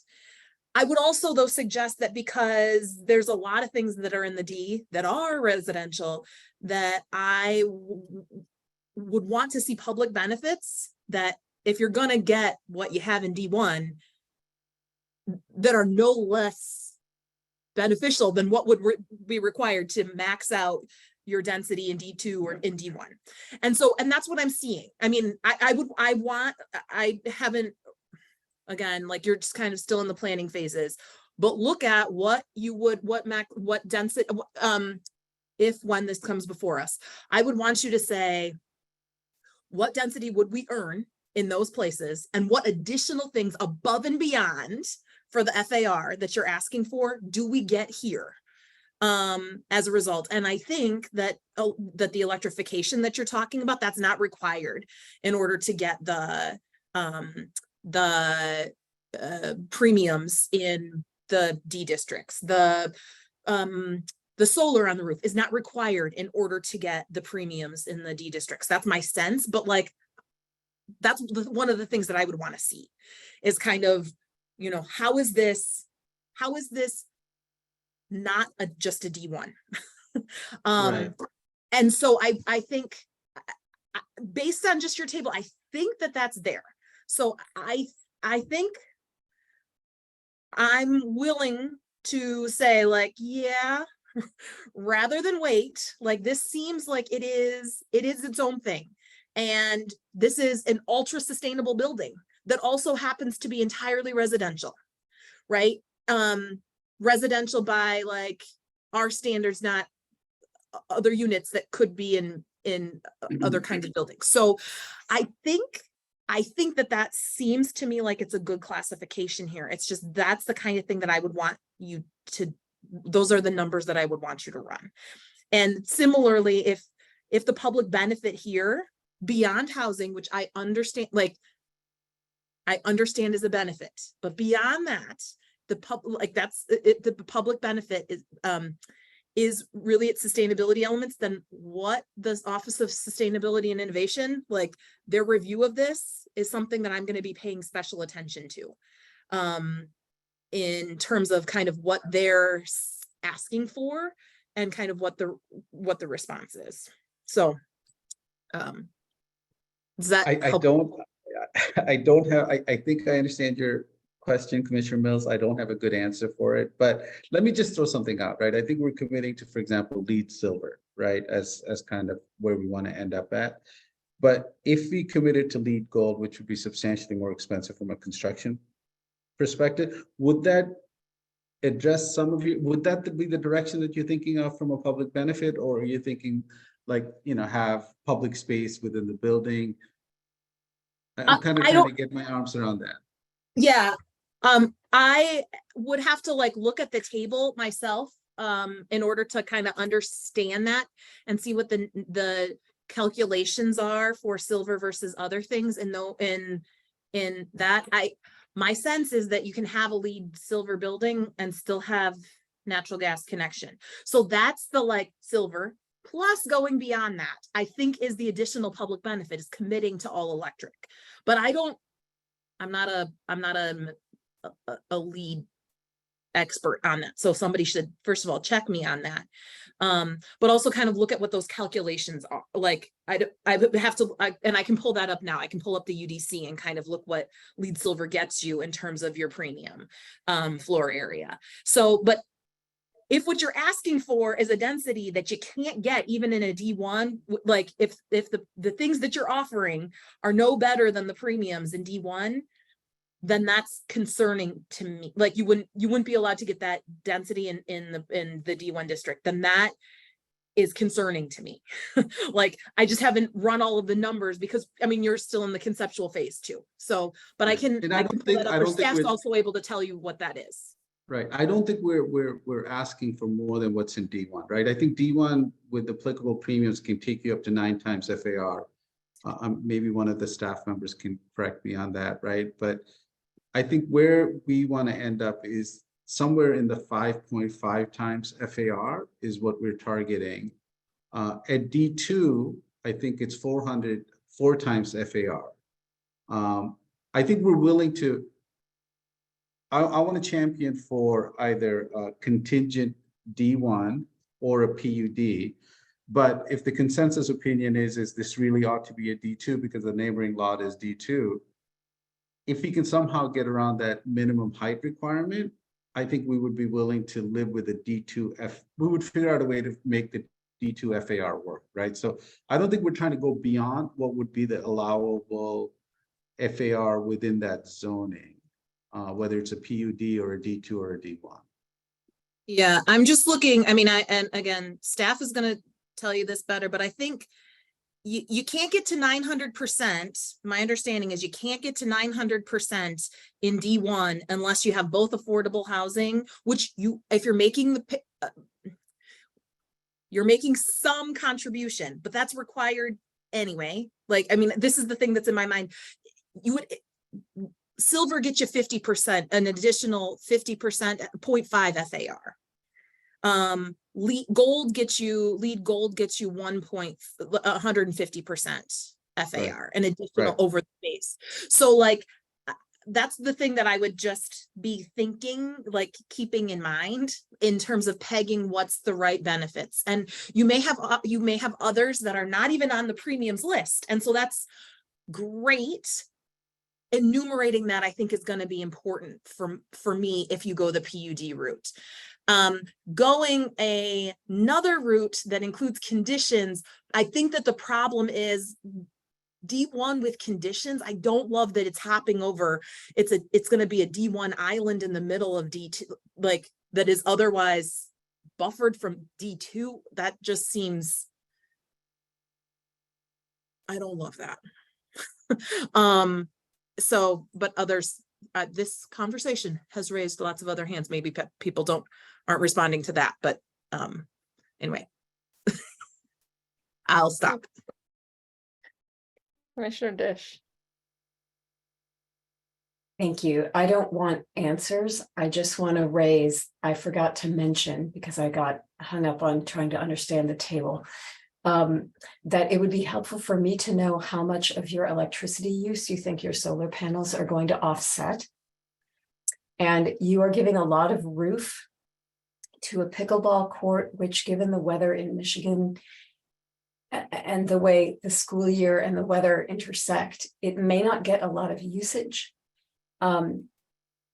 And maybe more solar would be better depending on how much you're actually able to offset with your panels. I don't need you. I'm just throwing this out right now. I would like to, on the theme of enumeration, how much of your usage are you offsetting with the panels? And I'd like to hear more about what you're doing to achieve energy efficiency, what sort of insulation and that kind of thing you're doing, because an all electric building is only as good as it is efficient. So I because it think- gets closer to net zero. Right. What I would like to say is I'll commit to coming back to you in specific answers. And like we're at the conceptual stage right now. I want to be mindful of the energy efficiency aspect of it, and whether that is. Let me come back to you, because I think that is something I will commit to really thinking deeply about that. I think with the architecture and the construction team, I think there's things that we can do that go well beyond the basic code requirements to get superior efficiencies that supplement all. I think that's just to kind of jump in, like that's the kind of purpose of this meeting, is to just get feedback about what we would be looking for, not that you have answers right now, but for you to understand what we would be measuring against or looking for relative to a PUD. So it's really us thinking out loud so that you can take all that feedback. And that is why LEED makes that particular component one of the highest score, the highest possible scoring credential within the whole LEED certification. I think there's up to 16 points you can get with energy efficiency. So it is definitely something that obviously there's a reason they do it, because there's energy efficiency with the mechanical units and with the insulation in the building. So, that's why it's probably one of the most important aspects of LEED. Commissioner White.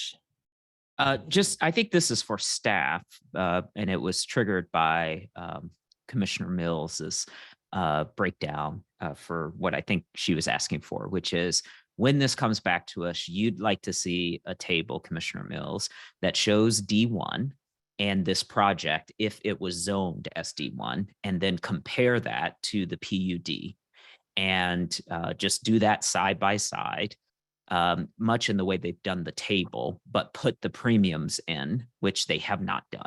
So that then brings me to my question for staff. So Chris, is it correct that the LEED that they're proposing would automatically get them 50% FAR, and they're only proposing 89,000 square feet, and D1 allows up to 65,000 with no premiums? So would they automatically get everything that they're looking for in D1 with just the LEED certification, with nothing else, no electric, no affordable housing? I was thinking the exact same thing, Commissioner White, and that may be the case. I would have to double check. I want to go back, but sure. You're right. If they're allowed that extra with the premium of just, let's say, a silver or a gold that gets them to that, 550%, because they're allowed 400%. Right. By right. Yes, that may be, that's accurate. So, and that is something for us to pay attention to, because if we're saying don't do a PUD, do D1, we're also saying no to the $1.8 million to the affordable housing contribution. And as a planning commission, regardless of the petitioner, I just want to make sure that we're being mindful of some of those things, because the PUD does get us a large contribution to our affordable housing fund, which helps us house people in our community. So I think I understood what Commissioner Mills is asking for, and thank you, Chris. And again, if you all could just update your table and then put your premiums in, that way we can do quick evaluations when we look at this, should you bring it back to us. That will help us answer questions for the areas that we have an emphasis for. Thanks. Anyone else? I'll jump in right now just to say, watch, there's currently discussions about our D1, D2 premiums. So maybe this is a question similar to Commissioner Lee asked the last petition. What does your timing look like? Because if there are amendments to our downtown premiums, relative to base zoning and how those premiums happen in terms of payment in lieu instead of just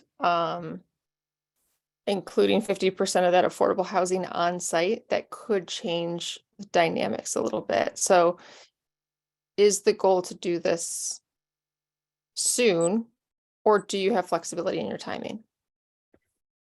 I'm a developer, right? So I think soon is the answer, but realistically, I think my timeline is for us to begin construction in September of, or August, let me say, August of 2024. So we have, I think a reasonable runway for us to get all of our ducks in a row with an expected construction timeframe of, let's say, 15 months or so. But that's kind of what I'm just, we haven't put a formal timeline on paper, but that's kind of roughly what I'm I would thinking. just recommend keeping an eye on it. There might be some time in the next coming months as you pursue PUD, you might have an opportunity to flip into maybe a buy rate D1, D2. I'm not sure. So just kind of a thought. Commissioner So Abrams, this did you have lot something? zoning may change, you're saying. So in addition to the D1 zoning and zone- D2 would. So the conversation about if you rezone to D2, D2 may allow you the proper height and FAR. I understand that. Or the residential premiums may allow you to do 100% payment in lieu. I mean, what if, I know I came in with a PUD suggestion, but I think where a very viable path is that this is zone D2, and we figure out a way to adjust the height. And I think I can live within that even the current FAR, if that FAR changes to the better, that works for us too. But I would like to do it, with the help of the staff. What I would like to consider, I think, is D2, but with a higher restriction and whatever the FARs and the premiums we would live with, as documented. I think that's the something that tricky I would like part, right? Like you're gonna have to kind of discuss with staff because we can't like add things. That's where it becomes a PUD to give you a higher height. But if you have time over the next few months, it seems like that's where the premiums are going, is within 3 months, we should have some clarity about it to watch and see if D2, and I think this is just for the commission to see what developers are trying to do to make residential feasible in our downtowns and what our zoning doesn't allow and maybe where it needs to move. So, yeah, those are just thoughts there. So it's not an answer right now. It's a moving target that we're working towards with other ordinance changes that I recommend watching in the coming couple of months that could change the dynamics of, because you haven't landed on how you're going to apply, what zoning you're going to apply for, and watching that could change those dynamics yet again in the next couple of months. So that's my feedback about what zoning. Right. I think D1 or D2 might be appropriate and fit the project relative to where premiums may go. But again, there's a lot of conversation and people involved in that it's not my ordinance to write, right? It's community involvement. Okay. This is a hard one. I think basically we've said a lot of things about like we want to really articulate why PUD instead of one of these downtown ones as the major feedback relative to measuring some of these elements. Staff, is there anything else that you need from our Can I ask feedback just here? if I just came back with a PUD, I guess I would want a sense of, and that would have the affordable housing component that we would do in lieu. I mean, to me, that seems like the most well-defined path. I know I mentioned D2 and D1, but is that something that we should be focusing on? I mean, is there a consensus around that, or should I? Because I don't want to wait around for 3 months and figure out No, how. I mean, the hearing tonight is that, right? I think what you heard relative to the PUD is what are you doing differently that you wouldn't rezone to D1 and measure that accordingly to the public benefit. Okay.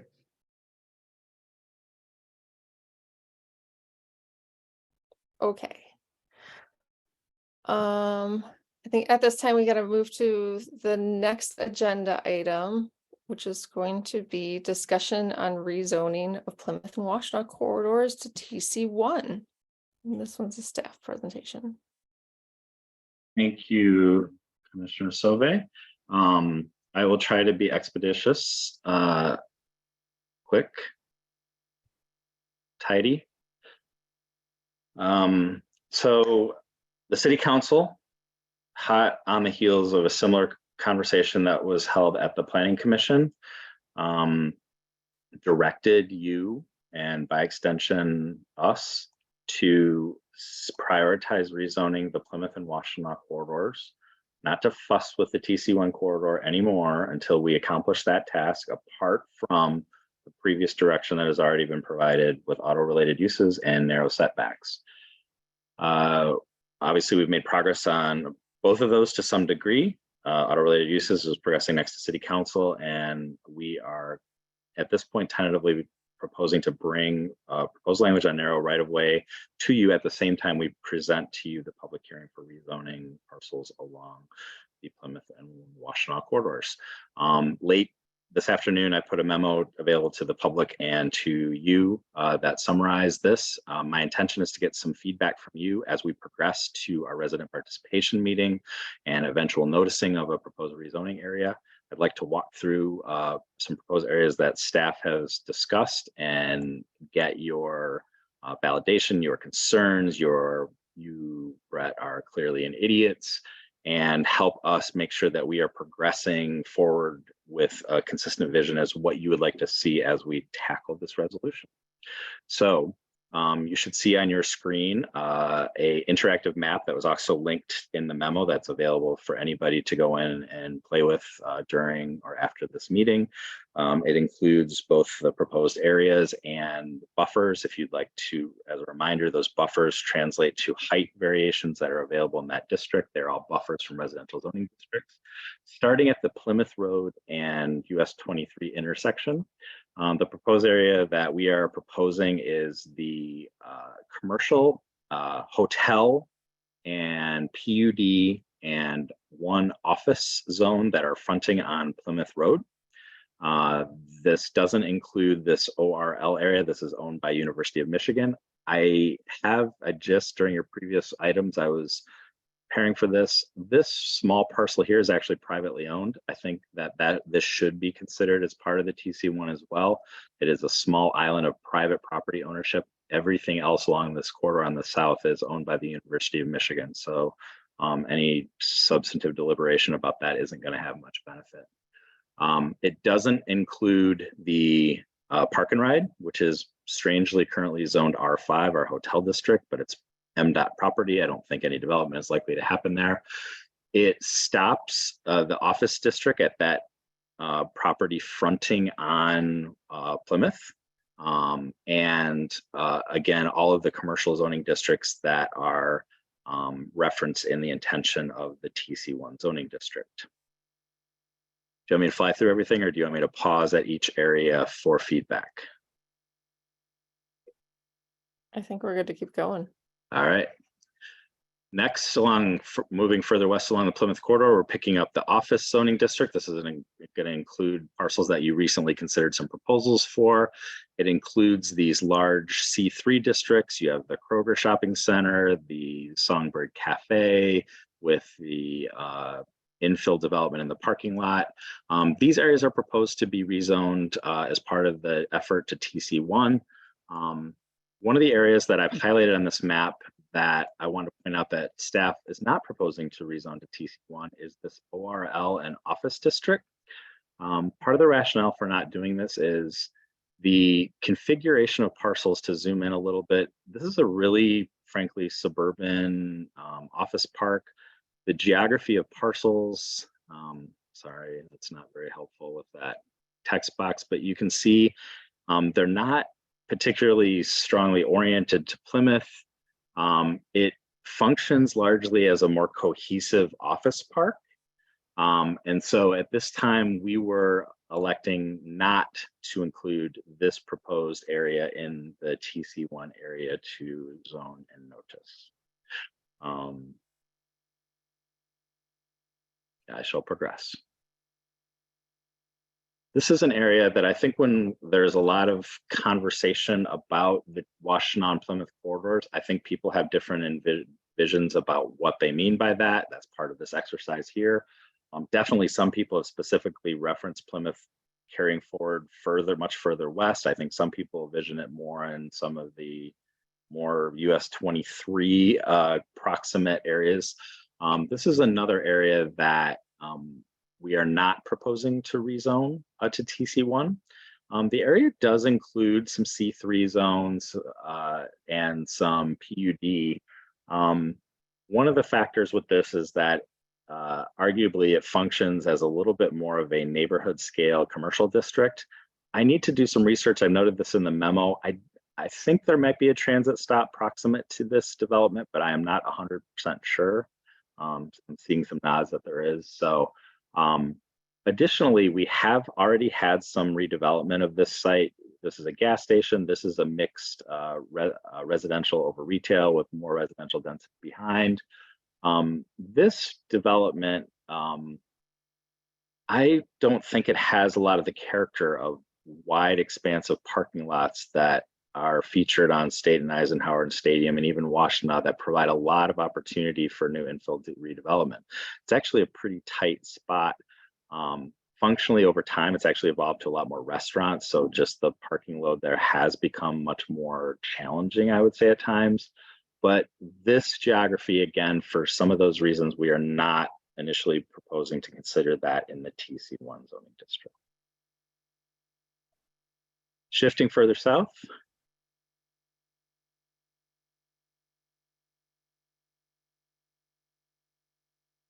Eventually to Washtenaw Avenue.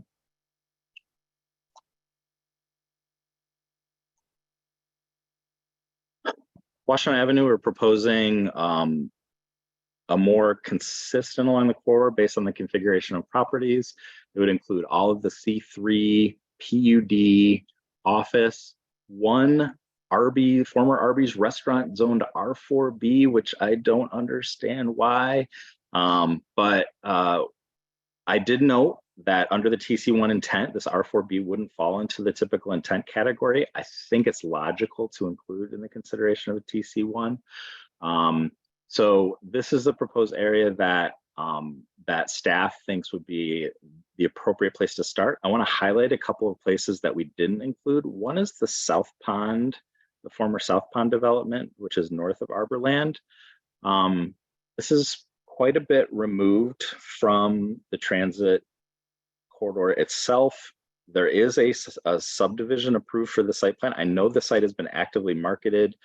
It's been under purchase contract, and we field a lot of calls for different development scenarios. But again, it doesn't seem to have a specific orientation to the corridor, and the application of frontage standards don't feel like a great fit for that. So I just want to call out, though, it is a pretty big open space that I think some development will be considered in the near future, probably the longer term future, but it's not included in our proposed area. Another area that we debated a bit was this sort of area south of the district. This is sort of south of the Arbor Hills Crossing shopping center. This is an area that's zoned office. It has one manufacturing. I think that's where the auto body or auto repair location is. And we had quite a lot of conversation about it. But ultimately, we are starting from the premise not to rezone it to TC1. Part of that is that one, it does have sort of a unique configuration where it's really more oriented towards Huron Parkway and to Platt. Another reason, and this isn't scientific, it's kind of a funky arrangement of buildings in that area.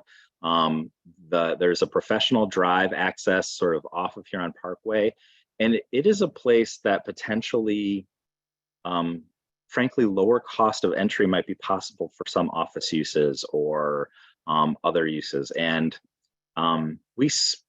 that coupled with the fact that we have seen recent development of some of the frontage adjacent to that, it seemed like the combination of those led us to propose omitting it from the TC1 proposed area. It's kind of a leapfrogging of some other development activity that's recently happened, and maybe just thinking carefully about not rezoning away some of our more early, perhaps lower cost. I'm not saying this with any benefit of market data. I'm just telling you based on my experience of the uses that are there. I would predict, because of some of the accessibility factors and some of the arrangement of buildings, that it's just not as always class A real estate as maybe some other office parks and office zones are across the city. Lastly, sort of akin to that node at Murfin and Upland on Plymouth, this is another sort of commercial node. This is where the Washtenaw Avenue and Stadium split. Similarly, with the possible exception of some of this C1 frontage along the north side of this, it's a pretty dense development. We've recently approved a new high density housing development at 2424 East Stadium, which is the hotel site. It doesn't seem to have that same prototypical large, humongous parking lots that are easy for me to envision incremental development in addition to these sites. Probably more of them would require sort of full scale wiping clean and developing something new. So for those reasons, again, staff didn't recommend including that in the proposed TC1 zoning. So I'm going to stop there. Again, our goal here is to get feedback that's from you to say, yeah, we largely agree, because that's going to dictate where we send notices to, what buffers we start the noticing requirements for, where we start aggregating data about the number of parcels and estimated nonconformities and the like. And so would be grateful, again, for any validation, questions, or alterations to this scheme that you would envision as the planning commission. Before I leave it to that, I just want to touch base with Hank and Alexis. Is there anything that I missed from our discussions that you think would be relevant?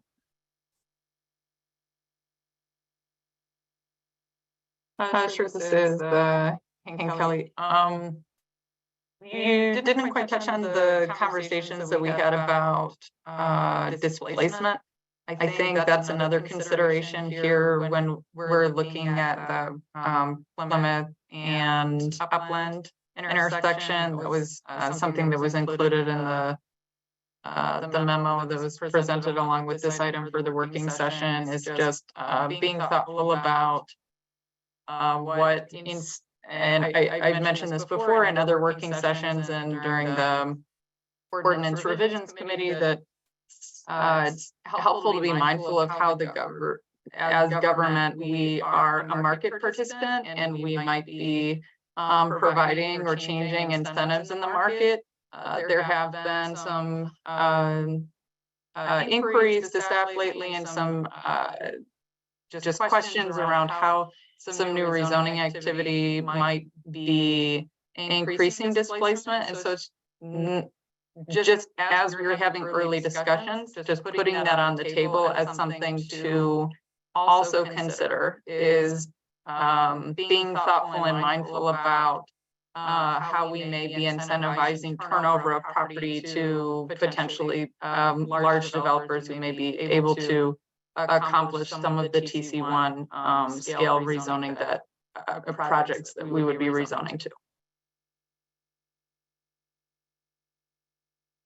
And also in the case of the professional drive of Washtenaw, in addition to lower barrier to entry office, there are just additional needs that we want to be thoughtful about how we're creating space for within the community. That might be clean industrial or small manufacturing. If you have freeway adjacent parcels and you have those kind of office park like zones within the city, those are opportunities to fit other needed things within the economy.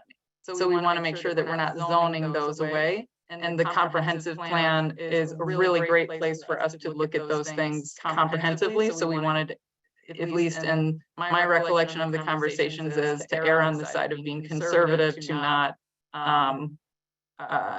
zone away other things that we might need room for, especially if they're not directly fronting the primary transit corridor.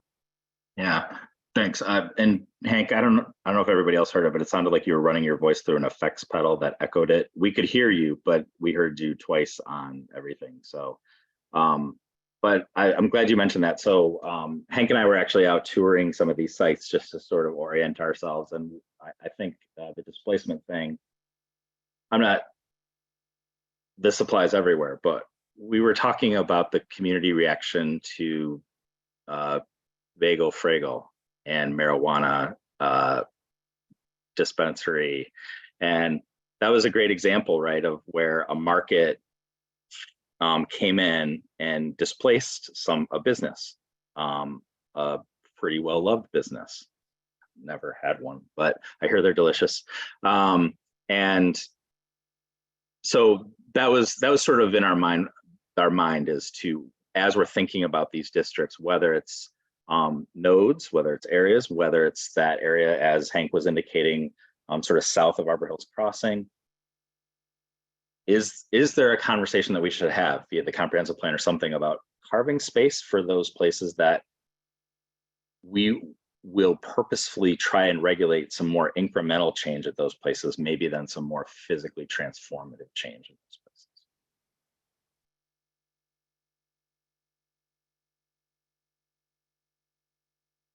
Commissioner White, take us away. All right.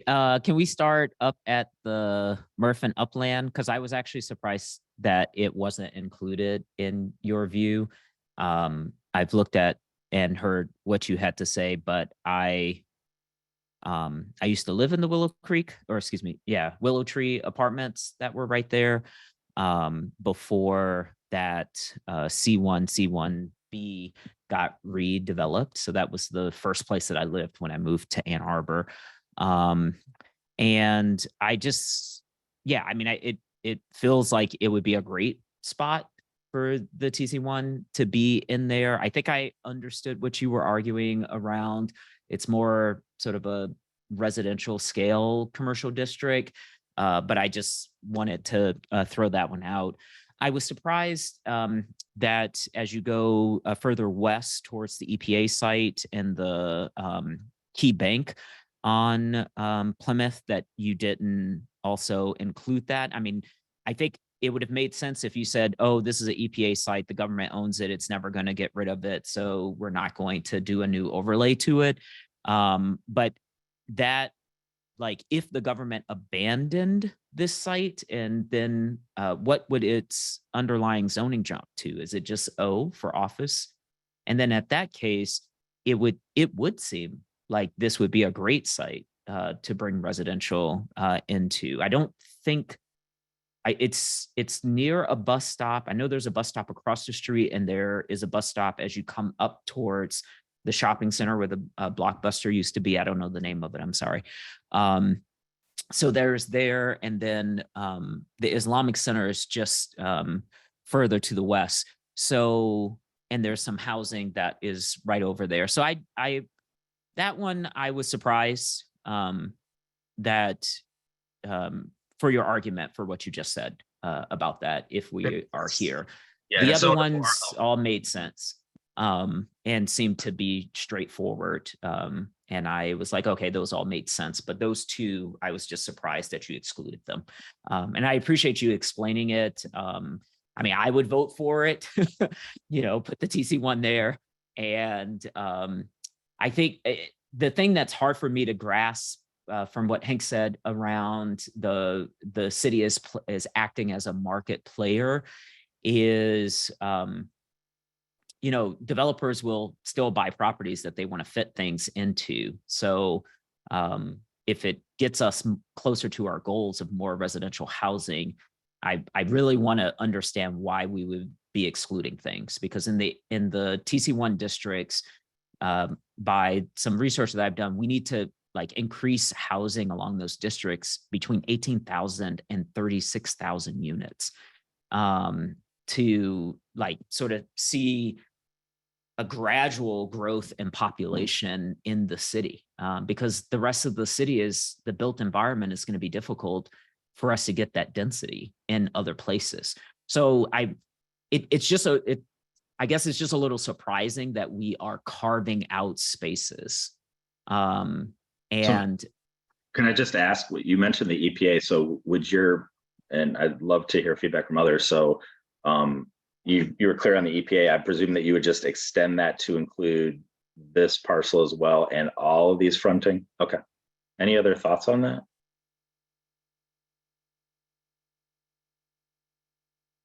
No, and I'll just stay in Plymouth and area until we go to Washtenaw. I have a lot down there. So anybody want Plymouth? Commissioner Dish. Yeah, I wanted to, I really like that you brought up the displacement issue. But I'm not clear exactly on what we would do to avoid that. Well, I think,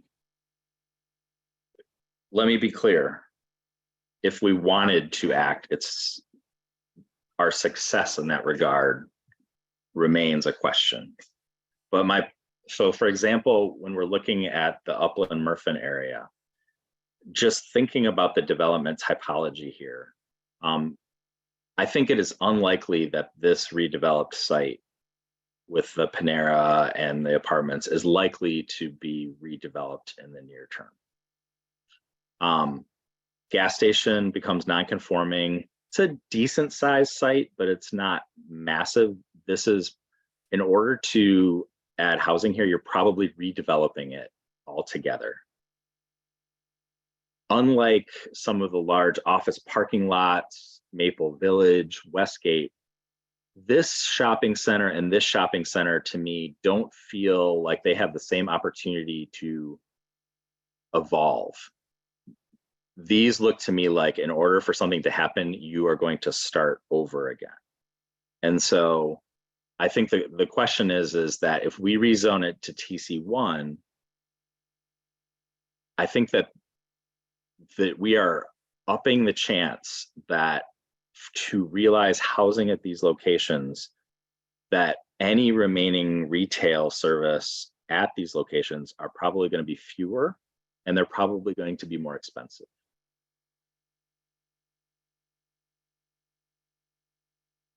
But I want to, as Commissioner White said, let's be clear. As we did in 2019 with the downtown premiums, we can regulate all we want. It doesn't mean we're going to have an impact on the market, at least over a 4-year period.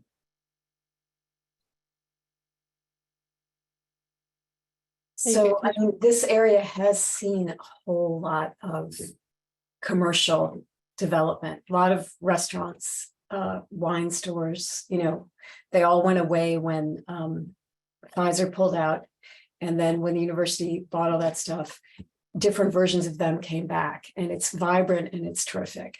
And so if that's part of what you were saying, that by excluding those areas, you protect the local. I mean, I don't mean to be, let me just let you finish because I don't want to put words in your mouth. Well,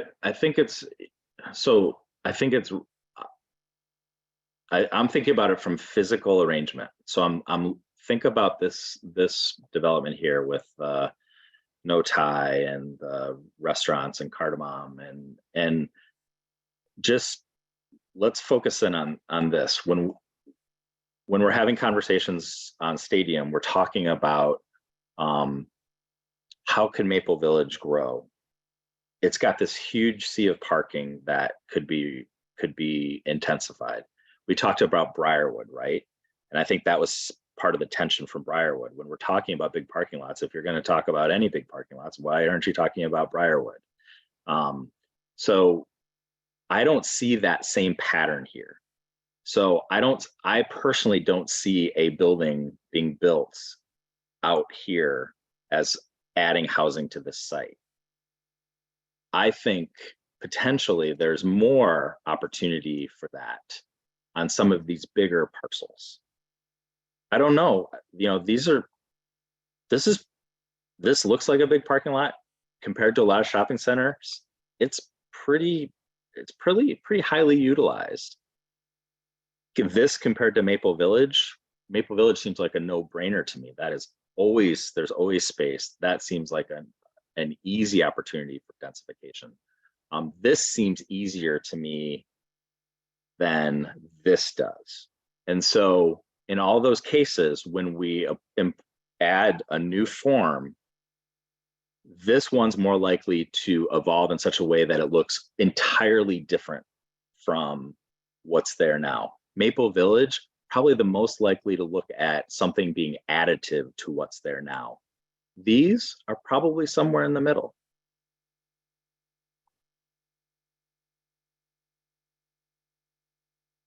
The Kroger, the Songbird, the hardware store. So it's, I don't know if I'm helping, but that's how I'm thinking about it. It's really about physical form, how we might see these evolving. And under the TC1, I think at Upland and Murfin, there is opportunity for that evolve. It's probably going to result in demo and restarting. I think elsewhere along this corridor, there's probably some potential for evolution. One's not better or worse. When we're restarting, I think there's a better chance that you're going to see some of the displacement that Hank was talking about. Right. And where we're looking at right now, which is I mean, you can see it where your cursor is right now, is where we had infill development there already, right? Yeah. And that parking lot is quite full because of the very successful hardware store, yoga studio, Songbird Cafe, and the funny rowing restaurant. I mean, I forget its name. It's like named after Rapport. Yeah. Thank you, Rapport. Right. My favorite. So yeah, you're right. I see your point about starting over rather than additive. But I also, let's just one last word on this. We can't do everything.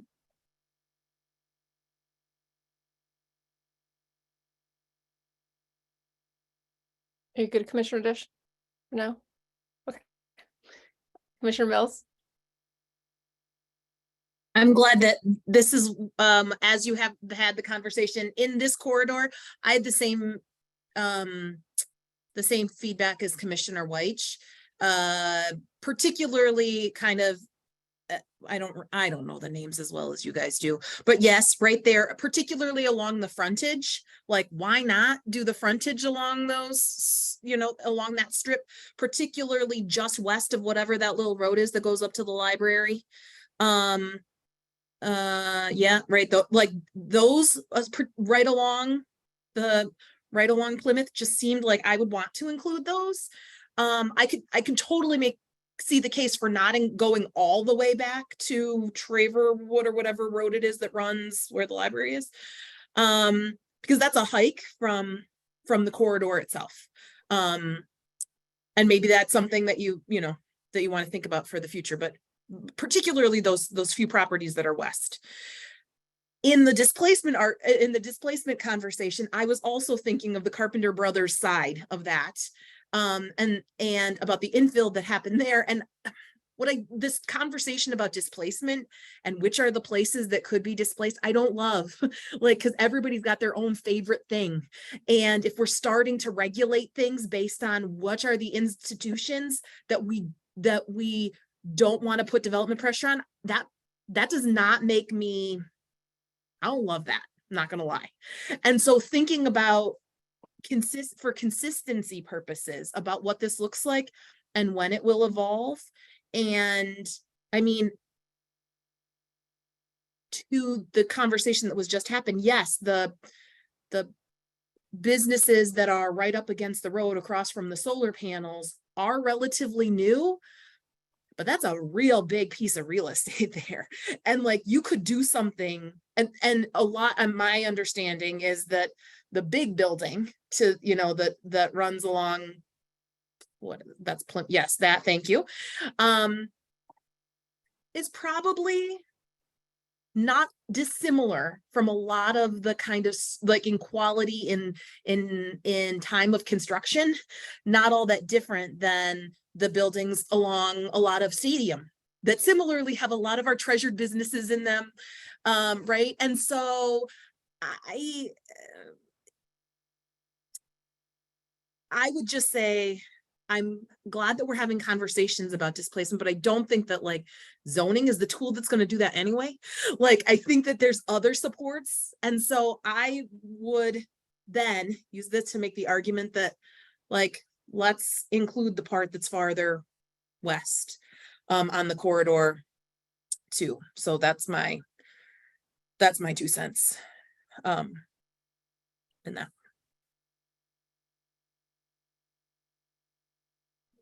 All right, so I'm hearing generally include this area, include the frontage of these parcels here. And again, this is just to start the conversation, so. Yeah, I would say that's at least my 2 cents is add them into the conversation and we can remove them later, but we can have a more in-depth analysis of it. Commissioner Abrams. I agree with what you just said, Lisa, and what you just said, Sarah. I think but I wanted to just request that if people have papers or research that would help me understand the relationship between zoning and displacement, I would be really interested to read that. That is not something that I have read a lot about in terms of, you know, scholarship on that. So I'm open to that. I'm really open to that conversation and learning more, but that's all. But otherwise I would say, yes, let's begin with more. We can always, I think it's easier to take away. All right. So more inclusive. Let's go to Washington. Commissioner White, you want to? Yep. Before. Okay, so because I knew that, I'm sorry, I'm looking at my other screen, not at something else, because both of the maps are in different places. Okay, because I knew that you were originally targeting Platte to US 23, I expected what we're seeing on the map right now. So I think that all makes sense. The triangle that is sort of in green from Platte to Huron River Drive up to Washtenaw. Again, there is some that I was really surprised. Well, one, I think I understood, and I do understand why you didn't include it. I think I would just maybe ask again for some reconsideration there, because it sounded like the reason why you primarily excluded it is to keep in place lower cost office and light industrial. So there are like two commercial things, yeah, where your mouse, your cursor are. Those are the two, well, that's our church, but above, north of that are the two auto folks, and then you have Summer Knoll that is immediately up, and then you have Planned Parenthood in that sort of pocket right there. So, and then there's all the condos that are down, yeah, here, and then you have KinderCare, a law office, and then United Way. So I don't know that those properties would change just because we zoned them, but it could enable some interesting uses in that space. So that's my pitch there. I think my stronger argument is over to Trader Joe's. So I was surprised that you wouldn't have sort of targeted if we were to extend past Platte. And I didn't think you were going to, but you did. So thank you for even considering this. But this, the north side across from Trader Joe's, these offices here, you've got the Dream Kitchen place, you have the shuttered pharmacy, you have an insurance company and light office. Like this feels like it's a perfect area. This little triangle that you're highlighting right now just feels like a perfect area for us to maybe reconsider because it's walkable to the university, and the students that live in the housing behind Trader Joe's, they do walk up. There are buses on Washtenaw as they head towards the middle school tap-in. And it just feels like that is a potential area. So I just wanted to highlight that again. And I also think an opportunity for a super cool, iconic building at the point. Could be.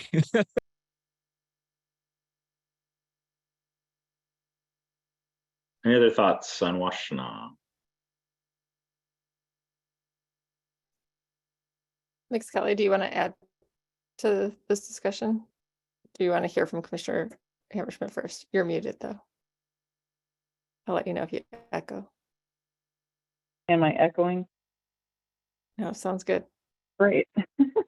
I just wanted to the point that Commissioner Weiss just made around professional drive was, maybe I didn't make the point as clearly earlier, but we're trying to narrowly tailor to the purpose of TC1, understanding that we just had an internal kickoff meeting for our comprehensive plan, and there are so many other zones that are needed within the city and within the economy and to suit different purposes.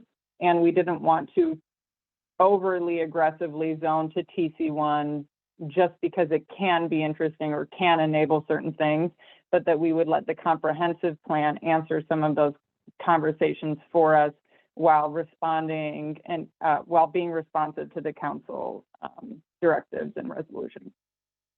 Maybe that helps a little bit. See a thumbs up. Commissioner Hammerschmidt. I'm glad you went back to this parcel because I was going to say, I don't think it makes sense for TC1 at this point necessarily. And I liked, Ms. Kelly, what you just said about the comprehensive plan, the other zones. I mean, to me, TC1 is like a lot of these properties sort of fronting the main corridor, and these aren't very far from the corridor, but I think it makes sense for now to at least keep most of that out of it. But Brad, I thought like your initial explanation, I was good with what you omitted, but I'm also good with just opening up the conversation to other parcels that we think make sense and see how it goes. And whoever owns that office property on Plymouth is like my hero. I didn't realize that there was like a little privately owned. I hope they keep it forever. There's like 5 condos. There are like 5 different owners. Oh my God, how have I never noticed that? Here we go, shake their hands. It's this. Oh, cute. Oh yeah, okay. I hope they never sell it. I just love it. I love it. I love that that's this little island. Sure, the price keeps going up. Look at that bus stop. Yeah. Right there. A little rusty, but functional. They can redevelop it. I just don't want them to like sell it to the university. Yeah, just to be clear, like I just presumed that everything along the south side of Plymouth was all U of M. And like I said, during the last couple of presentations, I was just sort of getting ready and I'm like, I think I missed that. So, all right, so Washtenaw, I'm hearing purple good. I didn't hear anybody jumping up and down with South Pond site. I am hearing perhaps less consistency about this area here. And I feel like I've still only heard one voice on here. So this area I'm thinking like clearly falls into the let's include it. As we talked about, it's easier to pull things out than to add. So I'm not hearing a lot of concerns in that regard. We've heard a couple of distinct voices on this area on both sides of that equation. Would the Planning Commission put this in that same category, or would you like to exclude it as we conceived from a staff perspective at this point? Is the notice 1,000 feet? And can you put a measuring tape on it? Because I think what we saw in Stadium was people got postcards and said, include me as well. So if a notice goes out to that area, even if we don't say you're included, it could prompt the discussion to roll them in instead of roll them off as well. I'm gonna screw this up. Somebody tell me when you think I get to about 1,000 feet.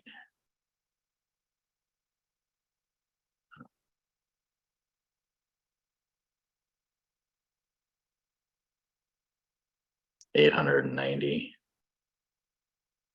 Yeah. That's about 1,100 feet. But So it might again, take- then the buffer would be from the buffers from the area we're proposing. Right. So I'm asked because I think if we notice for the purple, almost everyone in the green will get a postcard. Yep. And if they're interested, they can join the conversation and say, we're interested in being added to this. And I know it would take work, right? We would have to renotice if they got rolled into it. Correct? In terms of process question? No, Because we have to notice another 1,000 feet further. no, we would then make sure that the buffer for the public hearing notices is inclusive of that. Okay. That I reserve the right to change my mind on that, but I think that would be reasonable. If we're noticing all those property owners, it evolves from feedback at the citizen participation meeting. The eventual notification for the public hearing reflects that. Okay. Yeah, so I'm good with this one being out because the notices will still kind of reach the Trader Joe's triangle.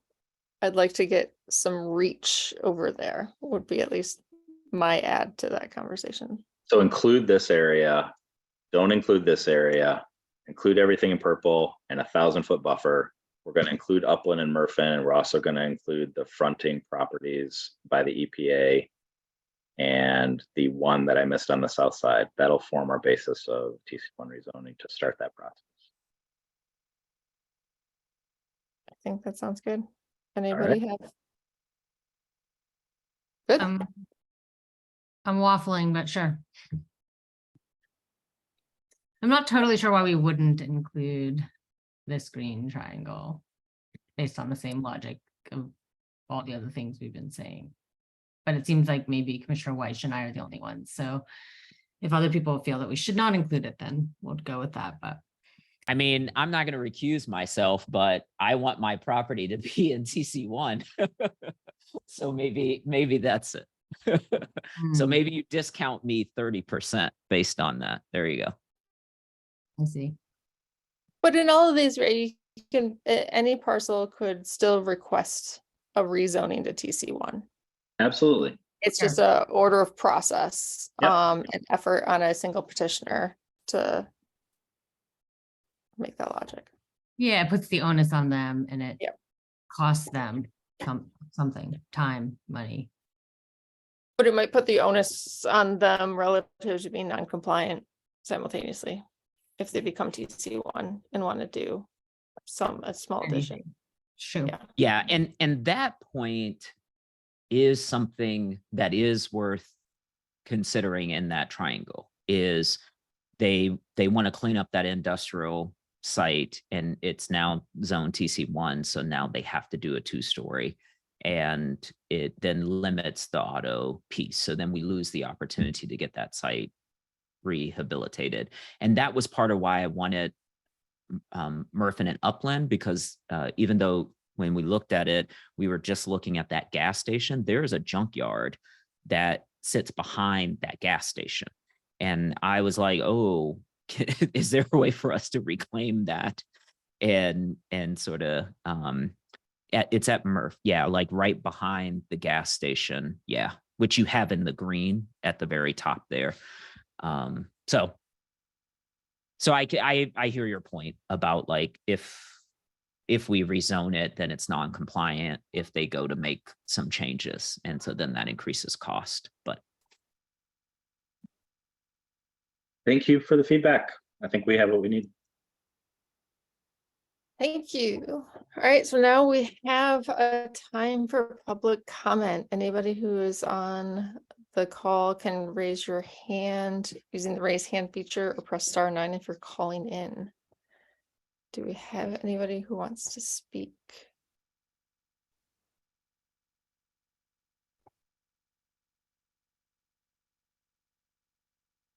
There is one hand raised at this time by Alex Lowe. You have permission to address the commission.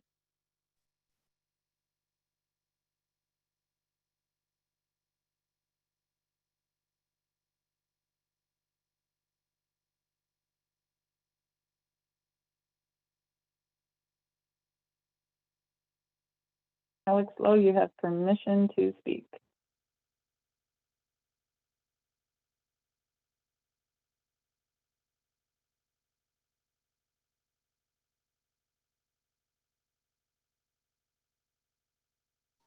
Can you hear me now? Yes. Yes. Sorry about that. Zoom being weird. Hi, this is Alex Lowe calling in from Southeast Ann Arbor.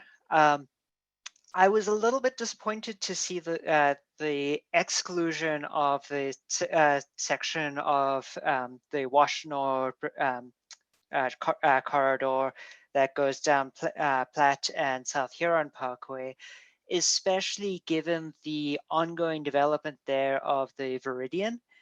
I believe that that this area is going to be ripe for redevelopment very soon, and I would really like to see it redeveloped as a TC1 style development rather than the developments that we're the types of properties that we're currently seeing there.